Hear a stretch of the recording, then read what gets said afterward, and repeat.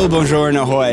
Yesterday evening, the 2025 GLOBSEC award ceremony and gala dinner were held at Prague Castle, where European Commissioner for Defense and Industry and Space Andrius Kubilius and National Security Advisor and Ambassador Thomas Poyar received the GLOBSEC award. And these are the highlights from day 2. The day started with remarks from Czech Foreign Minister Jan Lipavsky, who fervently declared that the European Coalition of the Willing is a clear demonstration of European resolve to continue exerting pressure on Russia. Still on the Havel stage, a dynamo of voices, including Ukrainian Foreign Affairs Minister Andrei Sybiha, pointed out the necessity of the U.S. engagement in the achievement of a ceasefire, however expressed skepticism that lasting peace is in sight given that Russia is not putting in a serious diplomatic effort. Against the backdrop of a global interconnected security system, voices from Europe and Asia discussed the parallels between Ukraine and Taiwan as testbeds for expansionism of contesting powers, with Taiwan potentially bearing even more risk of a global conflict. A fiery exchange outlined a balancing act between EU membership ambitions and not cutting deeply felt ties with Russia, which mixes up a lot of emotions in the accession process. In partnership with the Baryon Investment Fund and the Deuce Project, a discussion during the side event focused on unlocking financing for defense and security industrial capabilities. Speakers explored the role of the Savings and Investments Union, EIB initiatives, and broader funding opportunities in the defense sector. Discussions highlighted key challenges including fragmented capital markets and regulatory, social, and economic barriers to increased investment. The GILF cohort dove into the crossroads of AI, economics, environment, and resilience, interconnecting forces shaping our reality in the midst of uncertainty and rising tensions. The lingering question of a European defense union was revisited against the backdrop of the GLOBSEC report launch, A Stronger Europe, Building Defense for Uncertain Times, followed by a panel that once again highlighted the urgency of quick delivery of capabilities above the protracted deliberations on where they come from and how they're financed. Never far from attention, an opinion-expanding chat featuring Armenian Prime Minister Nikolai Pashinyan about his nation's role in a shifting world charted a determined course towards normalizing relations with Azerbaijan to contribute to sustainable stability in the Caucasus. A panel of senior supporters of Ukraine, including Estonian Foreign Minister Margus Chatnaka, framed the increasing of defense spending as an investment into the larger context of security guarantees for Ukraine given the interconnectedness of security in Europe. Given the overnight developments between Israel and Iran, GLOBSEC organized a rapid response panel to discuss the potential escalation ladder and fallout for global security. The updates and big news doesn't stop coming, but we're not done yet. See you on day 3.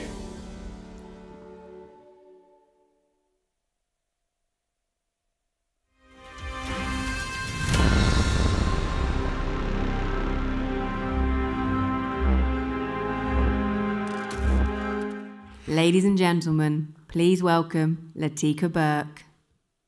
Good morning, everyone, and welcome back to the Havel stage for day 3, the final day of GLOBSEC 2025. I love Roger's wrap-up videos because it makes me realise how many sessions I'm going to have to watch back on YouTube because I missed so many running around to all of them. There's just so much on. And that continues today. We hope you had a great night last night at the cocktail party at Zoffen Palace.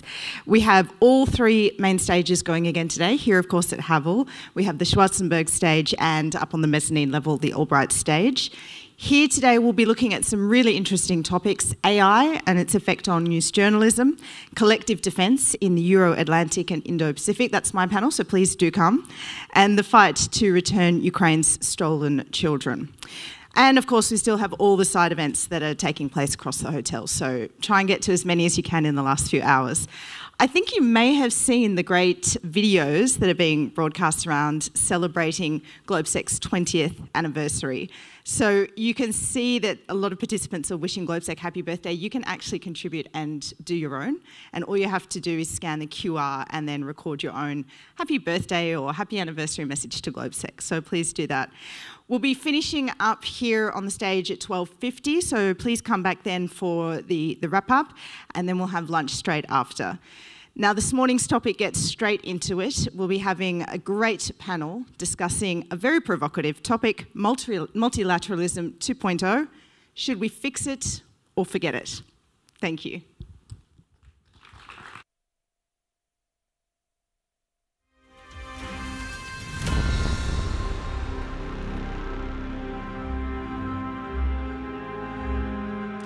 Ladies and gentlemen, please welcome the moderator of the next session, Laurence Norman.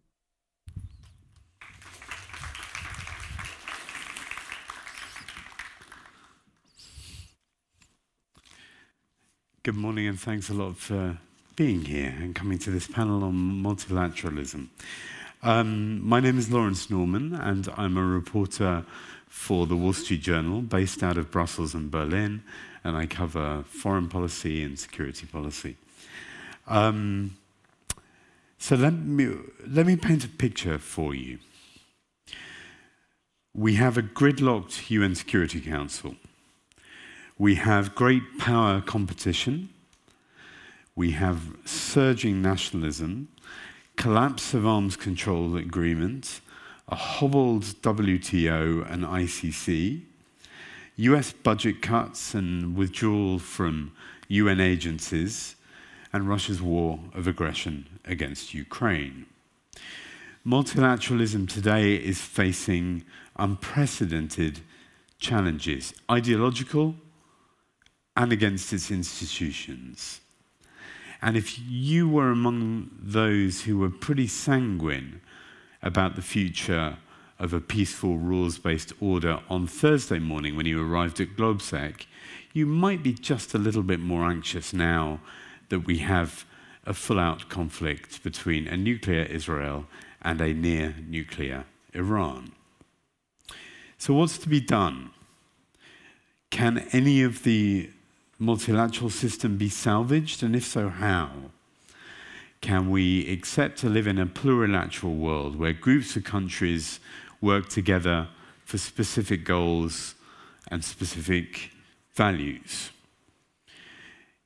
As the US withdraws, should we look to China to lead our multilateral institutions? And what kind of world would that be? To discuss all of this and to tell me why I'm wrong and just another polemical journalist, we have an excellent panel. We have Carlos Augusto Chacón, the director of the Institute of Political Science, Hernán Echavarría Olózaga in Colombia. We have Comfort Ero, president, CEO of the International Crisis Group. And we have Leslie Vinjamuri, Director, US and the Americas Program of Chatham House.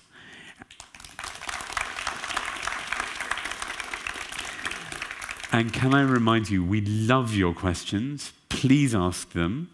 You can ask them on the Slido as well.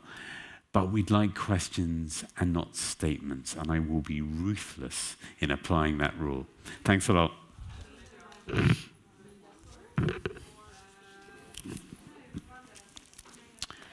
So, Carlos, can we start with you?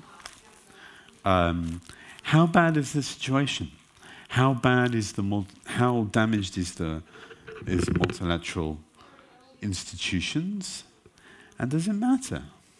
Yeah, absolutely. It's a problem, Laurence, because people perceive the multilateralism with a lack of legitimacy, effectiveness, and transparency. So we need to recognize that many political actors today perceive that the multilateralism degenerate in what Tocqueville called like an administrative despotism, central planning supranational organizations that imposed agendas that don't respond effectively to today's challenges. For example, in Latin America, we need a multilateralism to help us to tackle the threats, the asymmetric and hybrid threats, the penetration and interference of authoritarian regimes like China, Russia, and Iran, the expansion of the transnational organized crime networks and the illicit networks that tackle the democracy, that put in risk the life of the people in countries like Colombia or Ecuador or Mexico, Brazil. So the issue is that many people and many political actors perceive that multilateralism is not more the way to cooperate to defend the freedom, the peace, the security, and the order. It's more like a bureaucratic organization that think that the world is better if we concentrate our efforts in other agendas, but not prioritizing the real threats. So if you want to fix something, you need to recognize the problems. So the next step, I think, is try to define the purpose of multilateralism. We need a multilateralism to be the platform to cooperation and coordination for response of many of these threats, especially in times of uncertainty and chaos provoking by the authoritarian regimes that they try to change the rule-based order inside the multilateral institutions, not outside. And for the other way, the strongest criminal organizations that cooperate with these regimes. Comfort, do you agree with that? Has multilateralism just become a bureaucratic organization that that doesn't really face the threats of the world? Well, it depends on where you sit. I mean, it's very easy also to condemn the idea of multilateralism, especially when we go back to the description that you painted at the start of the introduction from the session as well. And also every decade or two, we look at multilateralism.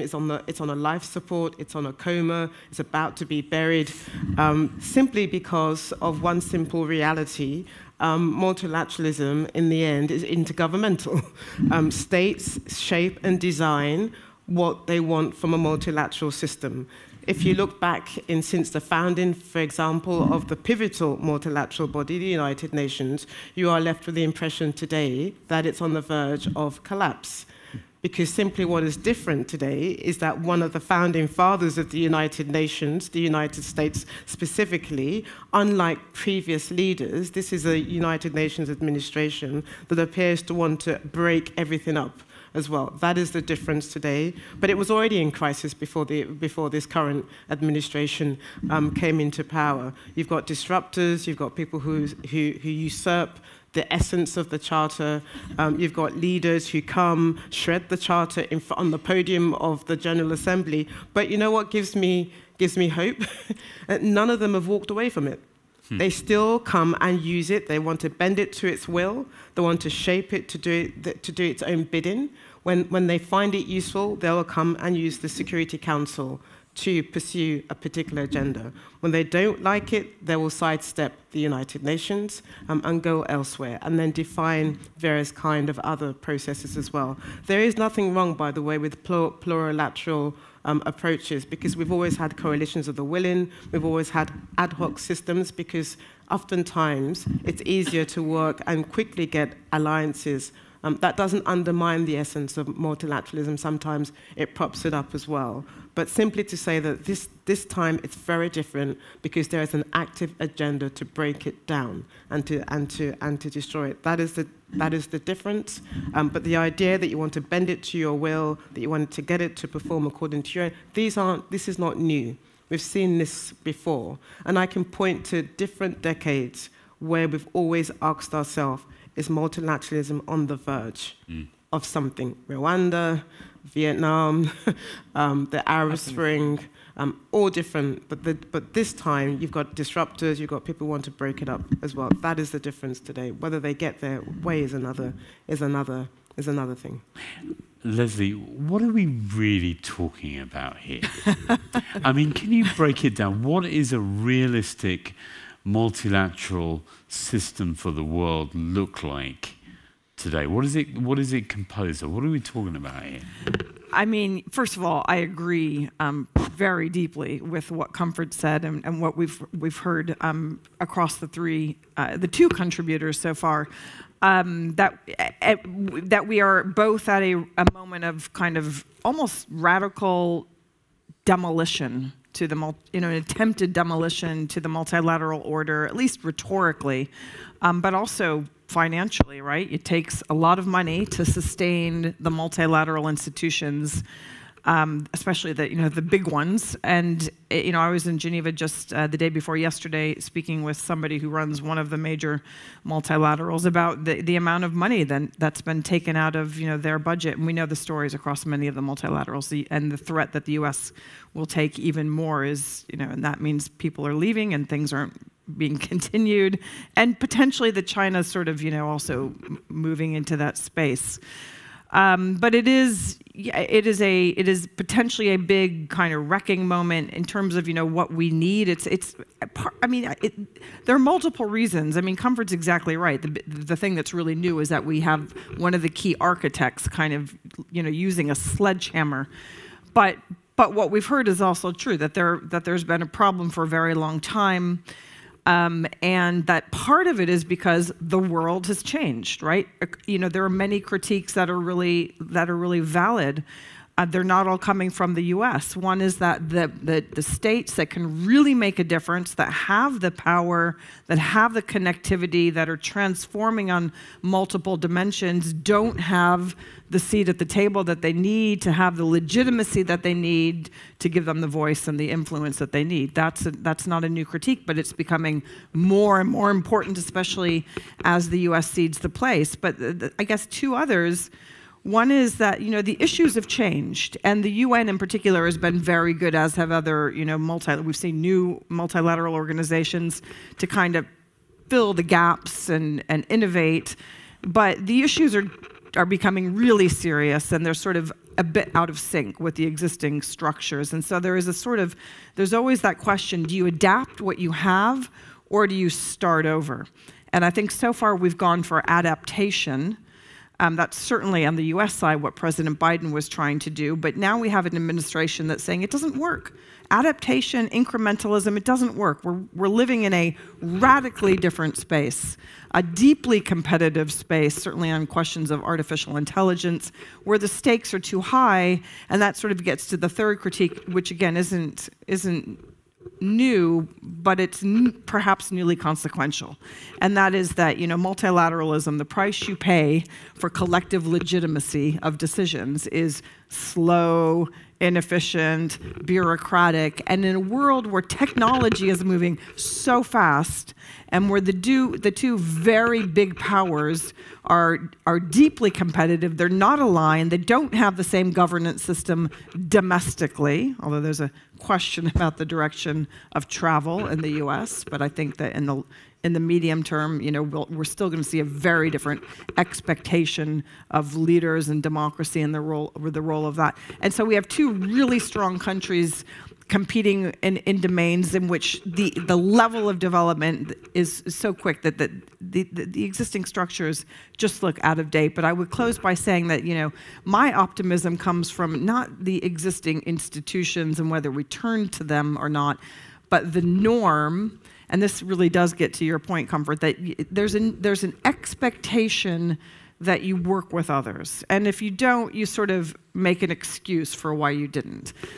So that expectation, going to the institution or at least explaining your absence, I think is, it's a sign that we're still living in a radically different period of international relations as compared to anything before the end of the Second World War. Loads of great comments there. I'm interested. I mean, for the last, as you've all reflected, for the last 20 years, there's been the frustration with the lack of reform of the multilateral institutions. Lip service given to it by Western countries didn't deliver. There's that. But as you've also touched on, there is the ideological opposition now. The surge of nationalism, which is a little newer, I think. Is it? So, Comfort, challenge that. I mean, it was there in the First World War, before and the aftermath. It was there in the end of the Second World War. Populism, nationalism. These aren't new. I guess what is different today, big power rivalry is also not new. I think what worries me today is that they're all colliding at the same time. You've got the return of interstate conflict. You've got, internationalized civil wars, you've got regional civil wars, you've got artificial intelligence, you've got really rapid pace technology that you're talking about, and whether the institutions themselves can catch up to these new realities, I think is the challenge. Not just for institutions, it's governments themselves. I mean, everything is happening at a fast pace that you're having to catch up as well. But all these isms are not new. I think the biggest challenge is not the institutions, but the leaders that shape these institutions, which is why I said that the architects, the P5, if you want, themselves, are all in some kind of crisis, both domestically, and some of them have a very different vision of what the founding fathers wanted for these institutions. This, for me, is a real challenge as well. And then in every region that you look at, where you've got an regional body, you've got the African Union, you've got the OAS, you've got ASEAN. These institutions themselves all suffer from one thing, i.e. the absence of a leader who cares enough about these institutions to continue to shape them into the future. This is the challenge of the time. The institutions are what they are, but they are shaped by the leaders who care enough about those institutions as well. So I think we've got to make sure that we are actually looking at those who are trying to govern them, and what are they governing them for, and what do they want out of these institutions as well. I'd like to break this down and ask each of you to give me 2 or 3 pointers, 2 or 3 things that you think can change and should change to make the multilateral system stronger. Just a 2 or 3 and a brief explanation why, Carlos. First one, the transparency, more oversight by the parliaments in the National Congress, for example. It's a lack of transparency, for example, in budget issues about the finance of the multilateral institutions. The second one, more result-oriented in order to define priorities in the multilateral action and cooperation. People perceive that these organizations have been transforming in a kind of institution to regulate everything, over-regulate everything. Right now in Europe, as we can see these days of the forum, many of the representatives of the country said the innovation, for example, have a lot of barriers, product of a lot of regulations. So we need no more regulation. We need that the multilateral system become a platform for cooperation to solve problems. So more results-oriented actions. And the third is, I think, we need to develop capabilities to respond to the today threats, to the current threats, asymmetric threats, hybrid threats, the interference of the authoritarian regimes in Latin America. For example, we need more cooperation with the European Union to, in terms of intelligence, in illicit finance, in cooperation in the judicial system, develop capabilities in terms of intelligence, artificial intelligence, and also in technologies to tackle the criminal networks. So I think it's prioritize the actions for the multilateral. Leslie, can I come around to you and then come back to Comfort? Yeah. What's your list? I mean, I guess a couple of things. One is there's clearly a messaging problem, right? That there needs to be more communication by those who are committed as to, A, what is being done, because there's just an absence of knowledge. I mean, amongst the broader informed and engaged public even, about what states are doing, what the successes have been, and not a long list. A couple of things, and clearly communicated by those who are on the side of multilateralism, because I'm about to go to an organization, the Chicago Council on Global Affairs, that has been doing systematic polling on American attitudes towards various international issues since 1974. And if you actually look, Americans want to be internationally engaged. They support NATO. They support a number of what we might call multilateral initiatives that there is a base of support there, but what I think America, and I'll speak to the U.S. because it's one of the countries, it's probably the country I know the best, and I am American. What Americans don't really know is what are Europeans doing? What does the rest of the world do? They just have an absence of knowledge about what Africa is doing, what's happening in the Indo-Pacific concretely to deliver and contribute to multilateral successes, small or big, but that are consequential. And so I think there is a real communication problem, a real messaging problem. And one of the things that I'm trying to encourage my friends in, and I'm going to be doing a lot more of it in the weeks and months and years ahead, please come to Chicago and the rest of the United States and tell us what you're doing so that Donald Trump can't say they're free riding, they're not doing anything, the rest of the world is just, riding our coattails, because it's not actually true. We all know it's not true. We all know that it has taken many states and non-state actors to contribute to the successes that we've seen on peace and development, on humanitarianism and human rights, on development generally, but I don't think actually that most Americans know. So if you want to get the U.S. back into the game, you've got to have a messaging campaign that's directed at the public diplomacy, and it's got to be concrete and strategic, not just like kind of grab bag. And I guess the second thing is much harder, which is that, it is a little bit like, okay, so, let's do multilateralism. Iran and Israel, Gaza, Russia and Ukraine. I mean, it doesn't look like a great success. So how do you get real about the failures while not kind of dampening any aspiration or undermining what's there? And I don't know on this one whether it's that you limit the stated objective and you say, look, okay, at the level of peace and stability at the highest levels, this is not where multilaterals are really able to make the difference right now, unless it's just sort of a convening space once a year at UNGA. And I think that actually is important to kind of show us where the world is. But it might be saying, but minilaterals link up with multilaterals, and they derive their legitimacy from the same principle, which is that we've got to consult, we can't do it alone, and we only really can operate if we have a generalized principle of more than 2 or 3 states working together to solve a problem. So I think, there are real problems, but there is also, a really big messaging problem. Confirm. Leslie, I come from a country that exited from a multilateral body, and well, the UK. From the EU. I'm kidding. Oh, unless you don't think the EU. I'm kidding. Unless you don't think. I covered it, so I remember it. Okay. I don't know if you can hear me from the mic, because I don't know if there's a problem with the microphone. Can you use the mic? Yeah. Is this better?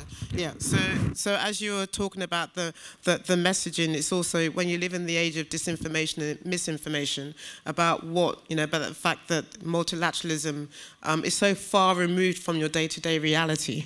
You don't quite understand how it benefits your day-to-day bread and butter living, how it deals with the fact that you're not working, you don't have a good job, the state is so far removed from you. So the messaging and the communications is real, and I think that partly explains why there was the Brexit agenda that played out in the UK as well.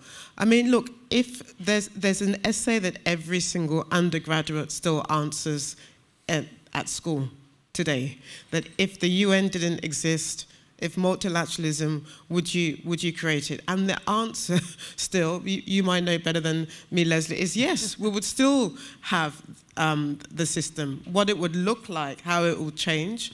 But nonetheless, everybody walks out of that room saying yes, but yes, and yes, maybe I'll do it this way as well. So I think that answer, let's square it away. The question is what would you add on and make it look better? What I think is a biggest disappointment today is that the Security Council has abdicated from its prime role of being the arbiter of international peace and security. However, what did we see yesterday? Iran was making a case for why what Israel did was an aberration, was wrong. Israel too, despite its own position, was also there. The United States too. So as I said, they all turn up at the chamber of the Security Council because they see it as a legitimate platform in which to air their positions and their grievance as well. So it shows you that it still matters, but the Security Council is so highly dysfunctional because it reflects the geopolitical realities that we see as well. The other issue is that when the United Nations, whether it's in the form of its agency, its leader, the Secretary General, whether it's in the form of key departments, marginalizes itself from places where it ought to be and hides behind humanitarianism, then I think it also undermines the power that the agency has at the end of the day. So don't reduce everything to humanitarianism when in fact humanitarianism is highly political as well. And let's stop talking about the reform of the Security Council and let's just get on with it. Anyway, these countries are going to vote with their feet. Because in the end, as you were talking about the table, who are we looking at today to help with the survival of the United Nations? We are turning to middle powers. In the end, the Black Sea grain deal, for example, had to be delivered with the support of Turkey. Yeah. In the end, the conversation around the future survival of these agencies depends on the Brazils, depends on the Colombias, depends on the India. So let's just get on with the task of really stop paying lip service to reform and just get on with what it begins to look like as well, and bring it to the people, which is essentially what you're talking about. By the way, in every single region that we're in, there are multilateral institutions. So if your starting point is the UN, then you're going to look at it very bleakly. If your starting point, however, are the various regional bodies, there is a story to be told about multilateralism in key regions around the world. Whether it's working or not, it's a reflection of the United States, the United Nations, and maybe the United States as well. Yeah, but let's stop talking about reform. Let's just get on with it. Because people will vote with their feet and just do it themselves. And let's also focus on making sure we bring it to the people, because in the end, that's what matters at the end of the day. Oh, I want to take a question from the audience. For Carlos, do you want to come in there? Yeah, in the case of the Western Hemisphere, we have the OAS, the Organization of American States. But in Latin America, for example, we have the Maduro's regime, Cuba's regime, Nicaragua regime. We live in the neighborhood with 3 dictatorships. And many of our countries have problems in their democracy: Mexico, Colombia, Ecuador. For example, the charter for the Inter-American Democratic Charter is supposed to serve as an instrument to make pressure to restore the democracy and the respect of human rights in the region, but Maduro's continue oppressing the opposition. You know, the people in Latin America perceive that these kind of organizations didn't work because they are part of the problem. You know, so this is the kind of debates that we need to talk about multilateralism, about the effectiveness and legitimacy, because they didn't work enough to contribute to build a better world in our countries. So I think it's part of the problem that we try to, you know, make this a conversation about, yeah, it's imperfect, but it's better, it's worse if we don't have it. But I think we need to transform it, or at the end of the day, change the kind of multilateralism that we built. Actually, you know, as you were talking, in West Africa, the Economic Community of West African States has just seen 3 of its members leave it. Whether they'll go for final divorce is what we don't know. So they've created these are the 3 Sahelian countries: Mali, Niger, and Burkina Faso. And it wasn't just an anti-French instinct; it was also a telling off to the region that your regional body, the architect of peace and security on the African continent, is no longer viable to address the needs that we want as the Sahelian countries. And this week, Rwanda pulled away from its own regional body in annoyance that it was it wasn't allowed to take up the presidency because of its tussle with the Democratic Republic of Congo. But they haven't left the African Union, but they've left the regional bodies as well. So there is something happening in the regions, but they've all gone off to design their own multilateralism. The question is whether the new alliance for the Sahel will survive as a regional body. It's trying to invite others into. So you've raised an interesting point. And to come back to you, the point you've made a couple of times, Comfort, that people are very frustrated the system doesn't work, but people don't walk away. Burkina Faso was in the IAEA voting with Russia and China against the Iran resolution. Yeah. They don't walk away. They don't walk away. They, as I said, they use it in a way that suits their own agendas as well. They want to bend it to its will. They will be disruptors in these bodies as well. But sometimes they do walk away, but they walk away from the ones that are specific to their regions. But I haven't seen anybody necessarily walk away from the United Nations. Maybe they will.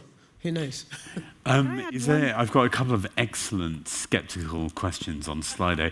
Is there anyone in the audience? Gentleman over there, can you wait for the microphone to be delivered to you? Thank you. Hi there, Kurt Bessiner from Democratization Policy Council based in Sarajevo. I have a concrete question.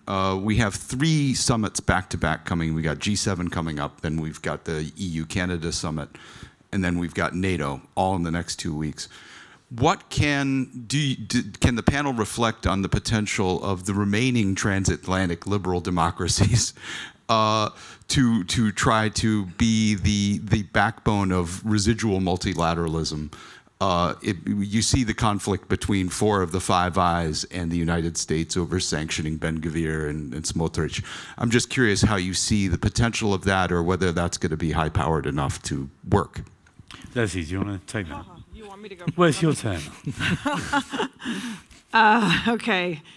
Let me answer that and also add one comment to the previous. And I guess when I was listening to Comfort, I was thinking it's also that when you talk about kind of putting your name, whether it's on a communique at the end of one of these summits or whether it's, on a resolution, where do you come out?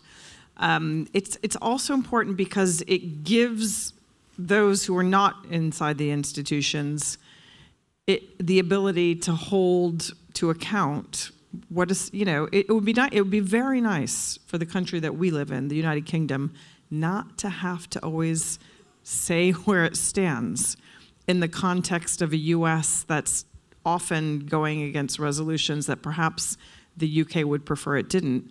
But it's good that it does have to take a position for the rest of the world, because it can say, it can hold, the elected leaders to account domestically. The bigger concern, I think, is internationally. That's where people are watching, that you actually have to say where you stand. That's a very powerful thing. It's not just about the states. In terms of these, and I guess in terms of these 3 summits, it's a fascinating time for those of us working on these issues. This is where I get a little bit more, it's not about the final agreement. It really is about the process. At this point, given, the multiple wars, the high-stake challenges domestically, it's just good if we can get through and get everybody in the room moving towards conversation. I would put the bar actually very, very low, and I would see it as quite high. If we can get through these 3 summits with a level of engagement on what the critical issues are and trying to move forward, that's deeply unsatisfying. On the G7, there was, I thought, a very persuasive article published in Foreign Affairs a few days ago saying the way for the G7 by John Eikenberry and Victor Chon and one other, I think John Hemery, saying the way for the G7 to be effective is to really take seriously the fact that you need to have Japan, South Korea, and was it Australia maybe? Very engaged for the G7 because of where the locus of many of the issues. So starting to think about engagement, reform through engagement is critical. Obviously, it would be good if there could be a slight more movement on the wars, but I think that at this point, having a low bar is probably a good idea, because the worst thing would be to have a repeat of, G7 and Trump 1.0. We don't need that right now. Especially right now, we don't need that. So I would keep the bar quite low. Do you want, go on. Well, so to go back, because you raised the messaging and the communication thing, the one thing you don't want is Trump going in there saying, oh, you failed. Actually, the one thing they could say is that, Mr. President, we heard you. You were right about the burden shifting, the burden sharing, and we've raised in various means the percentage issue. This would be specific to NATO. So let's just kill that conversation in the way that you articulated earlier as well. The other issue is, in the end, I actually take Trump seriously when he says that he doesn't want to see any more wars. I think there is some truth in the questioning of US foreign adventurism overseas. And I think he's right about that. But of course, there is the inconsistency and the incoherence, and then the miscalculations, and then you find yourselves dragged into a war by accident as well, or by the choices that you make as well. So I think that's, in the end, that's what people are going to be worried about, not the actual summit itself, but how we actually make sure that in the end, that there is a clear path to negotiation for Russia's invasion into Ukraine. There is an answer to the devastation in Gaza, and that there is a response to what could be a devastating regional war between Iran and Israel. If in the end, this is the issue, if you can't address those issues, then people will continue to question the summitry. People will begin to question what is the purpose of these institutions. And just one more last thing, because as I remember, it was only 3 or 4 years ago that one of the key countries who decided to come back into NATO turned around and said, NATO's brain dead. Well, here we are today, and NATO's become quite instrumental in a number of things that we're thinking about. So, but the summits are only useful if they begin to put some serious skin in the game in terms of how you bring these conflicts to an end as well. And in the end, that's what matters, because it's quite a devastating era that we're living in, with wars rising and just human suffering on a scale that we haven't seen since Rwanda and the end of the Second World War. I'm going to take a next question.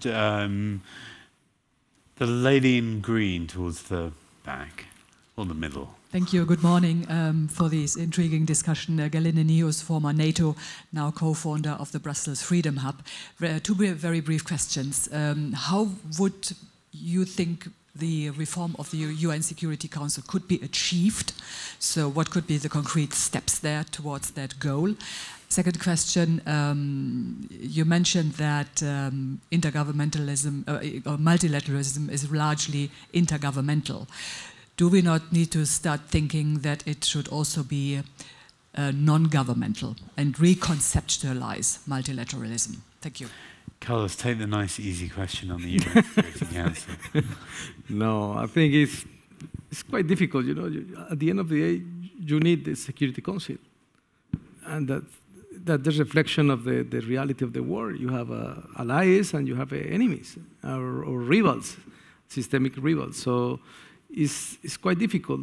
That's why, for example, George Kennan said that it's better if you use a particularistic approach in order to maintain the security and the order in the world, more than the universalistic approach that you try to talk with everybody and try to put in the same way in according different actors. So, but today, if we don't have the Security Council, what we have?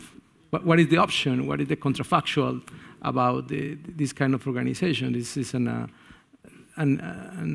necessity that they perceive, but also at the same time we change and use another strategies to resolve the problem. So cross-regional cooperation, new alliances based on values and interests are more important than maintain only the Security Council or the UN traditional organization. So it's quite difficult, but we need to adapt and recognize the system that we live today. Cover, since you were like, let's reform it, let's do it. Pick up the UN Security Council, and then maybe you can, Leslie, pick up the world without countries, multilateralism without countries question. Yeah, the whole issue of the Security Council, oh my God, we're doing that again, came back onto the table last year because President Biden put it on the table. You know, nobody can take reform seriously if the most important players themselves do not sort of give some indication that they're open to it. And not only did Biden administration sort of give a nod to it, but they even went as far as to say which countries which I think is a problem as well. I think you've got to leave the regions to decide which countries. For example, let me talk about, well, there'll be a tussle between Brazil and Mexico and Argentina for sure, in terms of who represents the region in the Security Council. I come to Africa, 54 countries. We have a very clear idea of who the superpowers are on the continent, but can you imagine Nigeria and South Africa, who's going to win that fight as well? And the African Union does have a process for which to select who represents the continent at the council, and they're making the case, because there are 54 countries, they're making the case that they should have 2 on the continent as well. And then you come to Asia, and then you've got, of course, you've got the tussle with India and Pakistan. There'll be a view there. Japan, the size of your pocket should be what indicates whether you go on the table. China will surely have a view in there. So when you look at it, yes, in principle, let's say yes to Security Council, and then you get down into the politics of which one in the region, and then we're never going to get there. By the way, in Europe, Germany feels that it should sit at the table, but then the rest of Europe will be at the table. I would say that if our starting point is the United Nations, we're going to get stuck and just go round and round in circular arguments. There is multilateralism and different kinds of fora. So we've got the IFIs. I would actually, the international financial institutions, I would actually say that if you really want to see change, this is where I would go to first. Because it's a matter of, it is a matter of cash. It's a matter of money. And these are the institutions, at the end of the day, the World Bank and the International Monetary Fund, that I think there's a real debate about development and how these agencies are performing in the various regions. And there is a viable conversation, an interesting conversation going on in the IFIs about what reform could look like. And I think that's where I would have more, not necessarily more promise, but I think more practical conversations about how you reform development and funding going forward in various places, given what's happened with USAID. There's a multilateralism without... Yeah, and I'll pick up on Comfort's comments as well, which I completely agree with, and you make a very powerful and highly pragmatic point, and I'm sure it's the right one. But I would also, from my perspective, add that I think legitimacy is just critical. And to multilateralism, it's conferred, you know, the UN Security Council has the gift of giving it when it comes to matters of peace and stability. And I just don't think that we can give up on the game of reform. I think it's got to be changed. I think it's completely illegitimate, increasingly so, for multiple reasons. And it can't, you know, it's true. It's not going to happen. It's packed with politics. But we should set it as the requirement and ideal that it needs to be reformed. You can't not. I mean, India, you know, India and Pakistan, sure, but India is the 4th largest economy now. 4th largest economy. Nuclear power. I mean, this is, you know, these are. It's India, Pakistan isn't really the question. It's India versus a number of other larger powers. So. So I wouldn't even go region by region, although I accept that. And there are all these debates, but it has to be reformed. It's actually no longer representative of the distribution of power in the international order. And that's what it's there to do. So I think it has to be reformed. On the question of non-state actors, absolutely.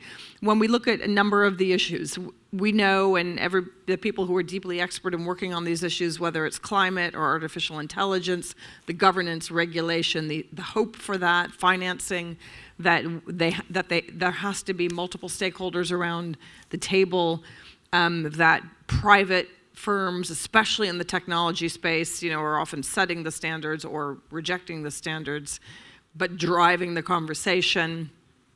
The game in climate finance is very much, about getting the private world, the philanthropic world as well engaged. But governments are critical to that, right? Governments ultimately have to make the decisions, set the standards, or refuse to set the standards. So I think it's that multiplicity of stakeholders around the table and we like to think that not-for-profits are critical as well, but frequently it's just to convene those very diverse set of actors and to help drive some sort of consensus, or at least not consensus is kind of wrong because there's never a consensus, but there's at least a brokered solution that can hold for a period of time until you get a better brokered solution. So I think you're absolutely right in terms of where a lot of the game is. Okay, so we have about 2 minutes. I want to take one more question from the audience, but I also want to throw you a question. What about China? What is its promise to the multilateral system, and what is its threat? So I'm going to put that out there and then take one more question. You've got a minute and a half for this, yeah? Sure. Yeah. I'll come to China. I'm Lobsang Sangye. I'm from Harvard Law School. Security Council is here to stay. But if you're a victim of P5, or if you're protected by P5, Israel and Iran, nothing is going to happen. And Tibetans, I'm Tibetan, Uyghurs and Hong Kongs, nothing is going to happen. Now you say then we should go to regional side, right? Uyghurs, mosques are destroyed. But for Arab countries, they don't vote for the Uyghurs, right? So regional aspect is also nothing's going to happen. So even if you expand the Security Council, even if you expand the council, if there's a veto power, if you're a victim of the P5 or Security Council, nothing's going to happen. Okay. How do you reform that? Take that, guys. Carlos, do you want to start? Very brief. About China, I think China used the soft power and the sharp power to take control of the multilateral institutions, and right now they instrumentalize this institution to their own objectives, and it's a risk for the democracy and the security around the world. It's an issue. You can see, for example, in the UN Agency for Health, they blocked Taiwan to advertise the rest of the world about the COVID-19. So it's the kind of action that China developed in the multilateral system. Comfort, and then. I do agree with reform of the Security Council. I'm not even questioning it. But you've just put your finger on the core that will also destroy the attempt to reform, which is the veto. What binds the P5? They will rally behind the veto. They're not going to give that up for anything, and that I think is the real challenge and makes reform very difficult to get with. I will just say one more thing. China has been a beneficiary of the security of the United Nations, so has Russia as well. It doesn't want to necessarily give it up, but again, it wants to bend it to its will and to do what it wants it to do, and it will continue to do that, as will the P5, all the P5 countries as well. Leslie, you're going to have to come back next 30 year. seconds. The resolution to the question of China, if you see it as a problem that China's trying to embed its norms, which are sometimes, some people would argue often, illiberal in the UN system, the solution is to keep the US in a productive way, and to keep Europe in, and to keep the major liberal democracies in, not to push China out. It's to make sure that the distribution of normative power leans towards the values that we most care about and that were foundational to the United Nations. Brilliant ending, brilliant panel. Thank you very, very much. So a round of applause, everyone, for the panel.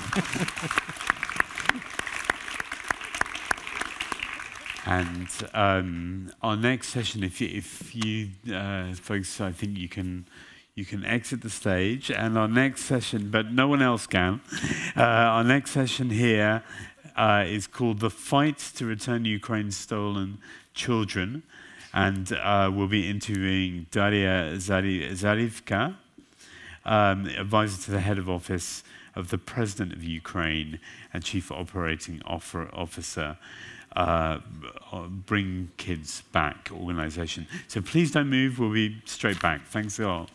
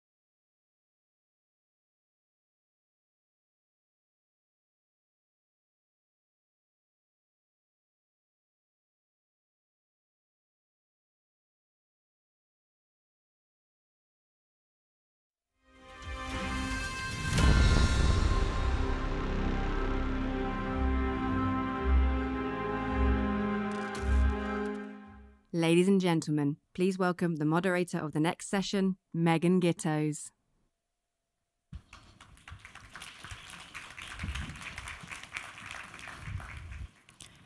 Good morning. Thank you for joining us this morning. Since the start of the full-scale invasion, nearly 20,000 children have been forcibly transferred or deported by the Russian Federation. These children have their documents erased. They are enthralled into a sprawling network of militarization and youth camps. So it gives us great pleasure to welcome Daria Zarivna to the stage, who is President and CEO of the Bring the Kids Back UA initiative.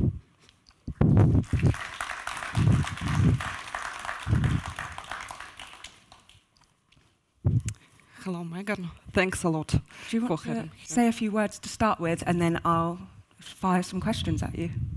Yeah, first of all, thanks a lot for bringing this question into the spotlight. Thanks a lot for raising it in this agenda. I think it's extremely important, especially in regard to the ongoing peace talks. And I think it's also the right place to perhaps brief you a bit on what happened in regard of the children issue. During the recent meeting of Russian and Ukrainian delegation in Istanbul, I can just give you a few details. So during the recent meeting in Istanbul, Ukrainian delegation has passed to Russia the list of Ukrainian children. Very important detail. This is not the full list. It's a list of 339 children, which is a part of confidence-building measures as a part of humanitarian dimension of negotiations regarding the 30 days unconditional ceasefire, which is being discussed in Istanbul. And this confidence-building measures is like a limited, very specific actions which aims to build trust and give an opportunity the Russians to show their good faith, their goodwill, and if they are willing to return children, they can return at least some of them, at least some part of this list, which was also emphasized by the head of Ukrainian delegation, our Minister of Defense, Rustem Umerov, at the press conference just after this meeting. So just wanted to brief you on that because I think this is important part, important stage in the process. So right now we are waiting for the response from Russian delegation. The ball is on their side, and they have this list, very limited. It's not the whole list, not the whole 19,546 reports on the children who were illegally deported or forcibly transferred, not the full list, but just a small part. And if they are willing to return them, they can do it immediately. So we know there are enormous gaps in international law on this issue. What legal mechanisms are required to facilitate the return of these children? So I represent here Bring Kids Back UA. This is an initiative which was launched by President Zelensky in 2023 as a response to this threat, to the scale of this issue. And the key idea of the Bring Kids Back UA from the very beginning was that it unites in efforts of Ukrainian government, Ukrainian civil society. We work closely with NGOs, and this is very important part of our work, and international partners. So as a part of the Bring Kids Back UA infrastructure, we managed to build a few mechanisms. The first one is the International Coalition for the Return of Ukrainian Children, which brings together more than 40 countries and international organizations, and Bring Kids Back UA Task Force, which unites legal experts, human rights defenders, international lawyers. We work proactively on developing the internationally recognized legal mechanism on returning all children back home, and also on strengthening the international legal framework using Ukraine as a case study. Because I always repeat, it's not only about Ukraine. It's also about the global security, about the European security, and I want to thank you especially for the report, which I've just had an opportunity to briefly look through. It's an amazing job, very detailed, very tailored, and I think that very significant part of this report, just want to show you, is the militarization part. And I'm not sure that today we have enough time to discuss it, but what Russians are doing with Ukrainian children, weaponizing them and turning them into the weapon against their own people, against the Ukrainian army, this is a big threat, which I think is underestimated, because this is a threat also to European security. Of course, yeah. 1.6 million children currently reside in occupied territory. Do you have a warning for Europe on this, as they're actively being prepared for future warfare? Absolutely. They've been actively prepared for the future war. And Russians spent lots of time and efforts and money for preparing them. Right now, they're holding the whole Russian military simulation wargaming, which is called Zarivna 2.0. And it is spread on the Russian territories and the temporarily occupied territories of Ukraine. And this game is being played in schools, in kindergartens, and each child has an opportunity to change the role for himself or herself. And the roles are drone operator, propagandist, ideological instructor, soldier, or even the representative of cyber warfare. So again, you know, it doesn't look that Russia is willing to stop the war. It looks that they are preparing for the long-term war, and they are spending lots of efforts preparing the whole population from the kindergarten to schools and to teenagers. Of course, I think you've mentioned here UNARMIA, this organization which brainwashes young Ukrainians also on temporarily occupied territories. You know, it's a famous story of two boys, Dmitro Kotov and Ivan Shifman. They were at their teen age when Russia came in 2014 to Crimea and to Donbass region, and both of these boys, they were taken to UNARMIA, brainwashed there, indoctrinized, militarized, and they both were killed at the start of full-scale invasion, fighting against their own army. I think this is... Thank you. I know I slipped that question in there because you mentioned militarization. I want to bring it back to the Bring Kids Back UA initiative.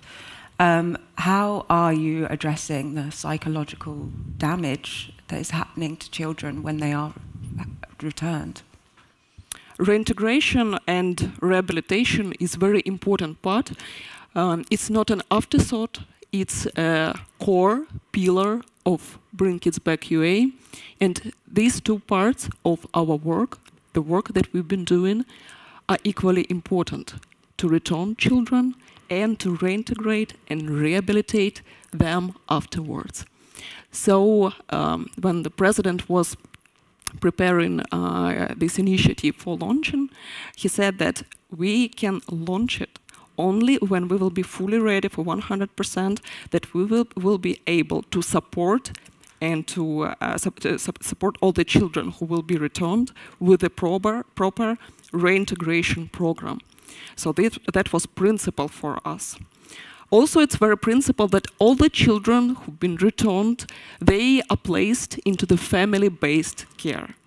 Each child who returns gets a special case manager who supports him from the very first day until the whole process. And of course, it's also about multidisciplinary approach, and it's also about working closely with his family, with foster, with integration into the local communities. This is also very important. In general, when we speak about these children, of course, they return being deeply traumatized. And I spoke to psychologists who work with them, and they work with children with different various types of trauma. And how they describe specifically these children as abnormally obedient, very submissive. I think that there are lots of parents here in this hall, and you know how extremely difficult it is sometimes to take away the gadgets, smartphone or iPad from our children. And these children, at the end of the day, they give away all the gadgets when being asked to do so easily and immediately, because their will was broken when they were there in deportation or forcibly transferred. And one of the girls, she was nodding all the time. And I remember the story of Ilya from Mariupol. He told me, I was forbidden to call myself Ukrainian. And Russians told me that you cannot say glory to Ukraine anymore, but you can say glory to Ukraine as a part of Russia. Children are prohibited to use Ukrainian language, to speak about Ukraine. When they return, they also ask such painful questions like, will somebody love me here? Or can I call myself Ukrainian right now? It's also very famous story of Alexander Yakushenko, who was adopted in the family in the Krasnodar region, and he felt so miserable there that he committed suicide.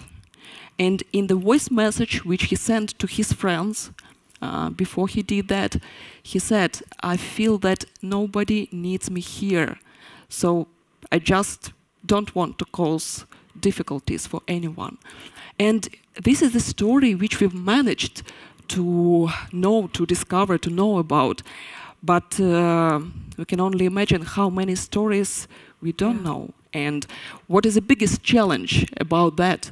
Russia does not give any access to any information, neither to us, neither to any international organizations. No, nothing, to UN, to ICRC, to OSCE, so they do not cooperate at all. And this is why sometimes, you know, I've been asked about figures, about numbers. Okay, we have this 19,546 reports on deported children. But Maria Lvova-Belova, for example, she, back to summer of 2022, she reported that Russia has accepted 744,000 Ukrainian children after the after the International Criminal Court has issued arrest warrants for Putin and Maria Lvova-Belova. They stopped using any figures publicly. But we do not know the real scale of this problem, and this is why sometimes, you know, when you've been asked about numbers, they are very different. 1.6 million Ukrainian children. This number includes the children who've been deported, forcibly transferred, but also the ones who are simply living at the temporarily occupied territories. But they are also under the constant threat because they have been brainwashed and indoctrinized every day through different tools used by Russia. Thank you. Are there any challenges when it comes to repatriation? Well, again, the biggest challenge here, and I want to emphasize what the international community also can do. The biggest challenge here, first of all, is absence of any information, of any access. And I think that this question should be raised by governments in bilateral or multilateral engagements with Russia on various platforms. And I think that you will all agree with me that Russia understands only the language of power, the language of strength. So when you are sitting at the negotiations table with Russia and using all the leverage which you have, only then you can get this feeling, now we are talking. And when it comes to the children, of course, children cannot be used as a bargaining chips. They cannot be traded or exchanged to territories, objects, or political concessions. But at the same time, they definitely should be the part of negotiations. And we cannot lose this momentum. And we should use all the leverage we have against Russia.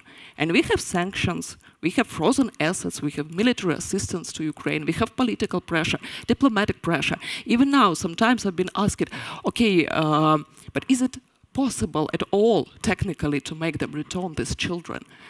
Well, I believe that if we will have lots of countries who will be raising this question and will be pressuring them, using the leverage, yes, it is, yes, it's possible. It's complicated, but it is possible. We have two operational pathways to return these children. The first one is mediation. You know that we have countries like Qatar, South Africa, and Holy See who help us to return through engaging third parties. The second one are rescue missions. Rescue missions is what we do in the close collaboration with civil society, with NGO, but each rescue mission is always, it's like a special operation. You can never, you know, sometimes I've been asked, can you please describe how do you do rescue missions? It's impossible because it's always customized. But again, we should continue using these two operational pathways.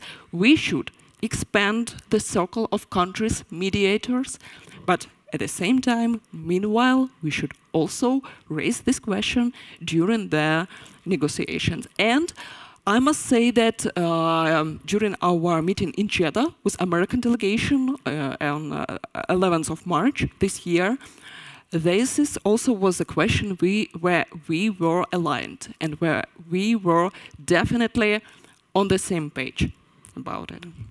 Thank you. I want to give you an opportunity just for any final thoughts. Any, sorry? Final thoughts. Final thoughts. You know, sometimes I've been asked, what can I do? How can I help? I think that what happened to bring kids back UA, and I think this is the best thing which could happen to the political initiative. During these 2 years, it transformed from the political initiative of President Zelensky to the global movement, which unites politicians, diplomats, human rights defenders, international lawyers, opinion leaders, celebrities, sportsmen, and so on.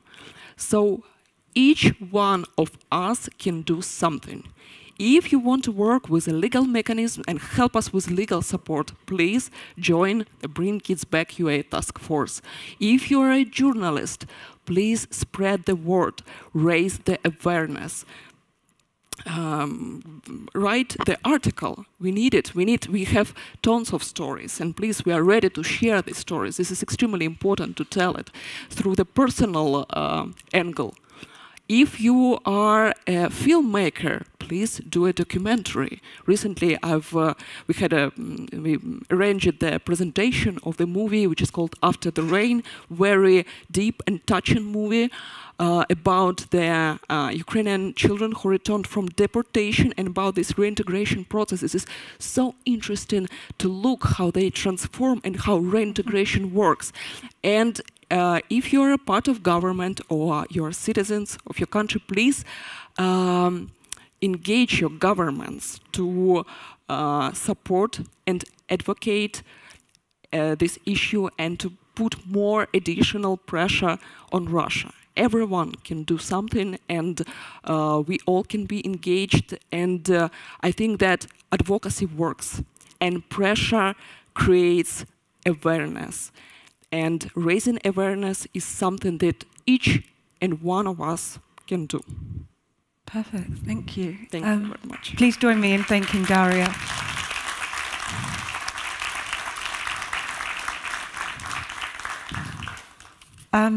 No one leave your seats, because in just a couple of moments we will be talking about America first, but not alone, collective defense in the Euro-Atlantic and Indo-Pacific. So don't go anywhere, we'll be back soon. Thank you.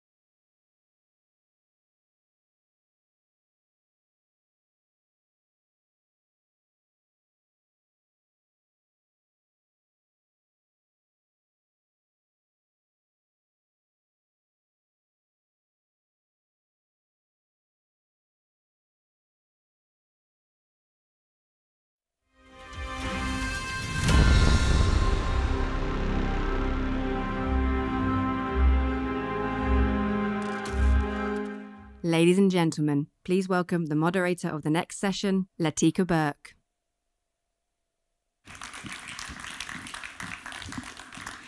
Good morning, everyone. My name is Latika Burke. I'm writer-at-large for The Nightly in London, originally Australian, which makes me, I think, very well qualified to host this panel, and I'm very excited to introduce such a stellar cast of panellists for you. Firstly, we have Bryce Wakefield, my very good friend from Australia. He heads the Australian Institute of International Affairs. Sorry, Bryce. I know you'll forgive me. We also have from Japan, former ambassador to Czechia, Hideo Suzuki. Martin Haller, founder and director of Synopsis. And Renato De Castro, Distinguished Professor, Department of International Studies at De La Salle University and a former advisor to the National Security Advisor. So we have such a welterweight panel to discuss some great topics. Bryce, I wanted to start with you. Firstly, could you explain the security framework in the Indo-Pacific and how it's very much not NATO? Yeah, sure. I think you've put your finger on the point there. I mean, security works differently in our region than it does in Europe. The traditional way of explaining this, of course, is that Europe has a large multilateral security agreement where, you know, an attack on one is an attack on all, whereas in the Indo-Pacific there are a bunch of bilateral hub and spokes arrangements. That's a bit of a simplistic way of looking at things, actually. There's many different sort of modes and modalities of security. What has happened in recent years is the arrival of minilateral arrangements, which are tightly focused on specific tasks, such as AUKUS, for example. That's perhaps the best example. It's tightly focused on delivering a submarine capability to for now. Australia. Well, for now. So when you're in the Indo-Pacific, which we have to remember is vast and which contains many sub-regions of its own, all with their own security concerns, all with states that have different outlooks on security, you can't just think of one approach to handling the region. Thank you, Bryce. Suzuki Taishi, Eli Ratner wrote in Foreign Affairs a couple of weeks ago that it's time to think about an Asian NATO or a defence pact of some sort. Do you think this would go down well in the region? We know that Ishiba has previously suggested this himself. Well, I put it a little bit in other way. What we are trying to do is to build a kind of web network of security assurances and partnerships in the region. For example, we are strengthening joint exercises with partners like Philippines, and we are with Philippines, we have signed an agreement, a reciprocal access agreement that will facilitate these kind of joint exercises or exchange at troop levels. We are enhancing and transfer our defense technologies like radars in the Philippines again. Or we are also doing grant assistance for defense equipment to different countries, not only Philippines, but also Malaysia, etc. Boats, patrol boats, radars, air control systems, these kind of things. So all these things to build trust and reinforce the alliance with the United States, to keep the US engagement in this region alive. Renato. Hello. If anyone except for Taiwan has been on the front line of CCP aggression, it's the Philippines. Mm-hmm. What has the Philippines done that has worked to push back against the CCP? And what does it need more of in terms of allegiances or support from its neighbors? Well, first of all, of course, is we see the dramatic change after 6 years of appeasing China during the time of our former president who's now enjoying his vacation at The Hague. So now, of course, you have a dramatic change that you cannot simply appease China because China could never negotiate to you fairly. China will never offer concession. China's goal is simply subjugation. And we see this happening in the South China Sea and, of course, also against Taiwan. So what we've basically done, one thing is very important, is we emphasize the importance of international law. Remember, the July 12, 2016 arbitral tribunal ruling has been emphasized by this current administration, saying the fact that China's expansive claim in the South China Sea has simply no legal basis. Then, of course, we build up our military capability. We adopted for the first time the comprehensive archipelagic defense concept. And more importantly, strengthening our alliance with the United States and security partnerships with Japan, with Australia and other European countries, Germany, France. So the important point here is we are, most Europeans are focused on Ukraine, but the quintessential challenge, of course, will be in the region in the form of an expansive and powerful China. Your view is somewhat of an outlier in the region. So how confident are you that you're, to the point of this topic, alone or with those people that you described? In a way, we're an outlier in ASEAN. I have to admit yes. it. Among the ASEAN countries, the Philippines is the only one taking an active role. But we're not alone. Japan is a very important ally. Certain degree, we also get support from South Korea. Then, of course, from Australia. Trump? Anyway, in a way, yes. Trump has saved the alliance during the time of President Rodrigo Duterte. So we don't have a very alarmist view regarding him. We have dealt with him, and the relationship was, in a way, saved the alliance. I'd emphasize this. And right now, of course, we are not as anxious as many of our European friends and allies are with the current Trump administration. Martin Hala, we'll come back to you, Bryce. Martin, how has the view of the CCP in Czechia changed over the last few years? And does this influence how Europe and NATO might respond to any conflict in an Indo-Pacific theatre? Well, the view of China in the Czech Republic has changed quite dramatically over the last decade. We had a period of very pro-Beijing policies under the previous government, and especially under the previous president. We've learned our lesson the hard way, I would say. There was a number of scandals and revelations in that period, and I think that sort of inoculated the Czech society against the illusions that a lot of people still have about the People's Republic of China and the Communist Party of China. So I would say that the view of China in the Czech Republic has changed almost 180 degrees. So how much that's going to influence the policies of the larger bloc, like NATO or the EU, that remains to be seen. But I certainly do hope that the Czech experience will inform these, bigger decision-making blocs. We have seen NATO invite these so-called IP4 leaders, Indo-Pacific 4 leaders. It's New Zealand, Australia, Japan. New Zealand, Australia, Japan, Korea. Is that achieving anything in NATO? Is that a question for me? That is a question to you, Martin.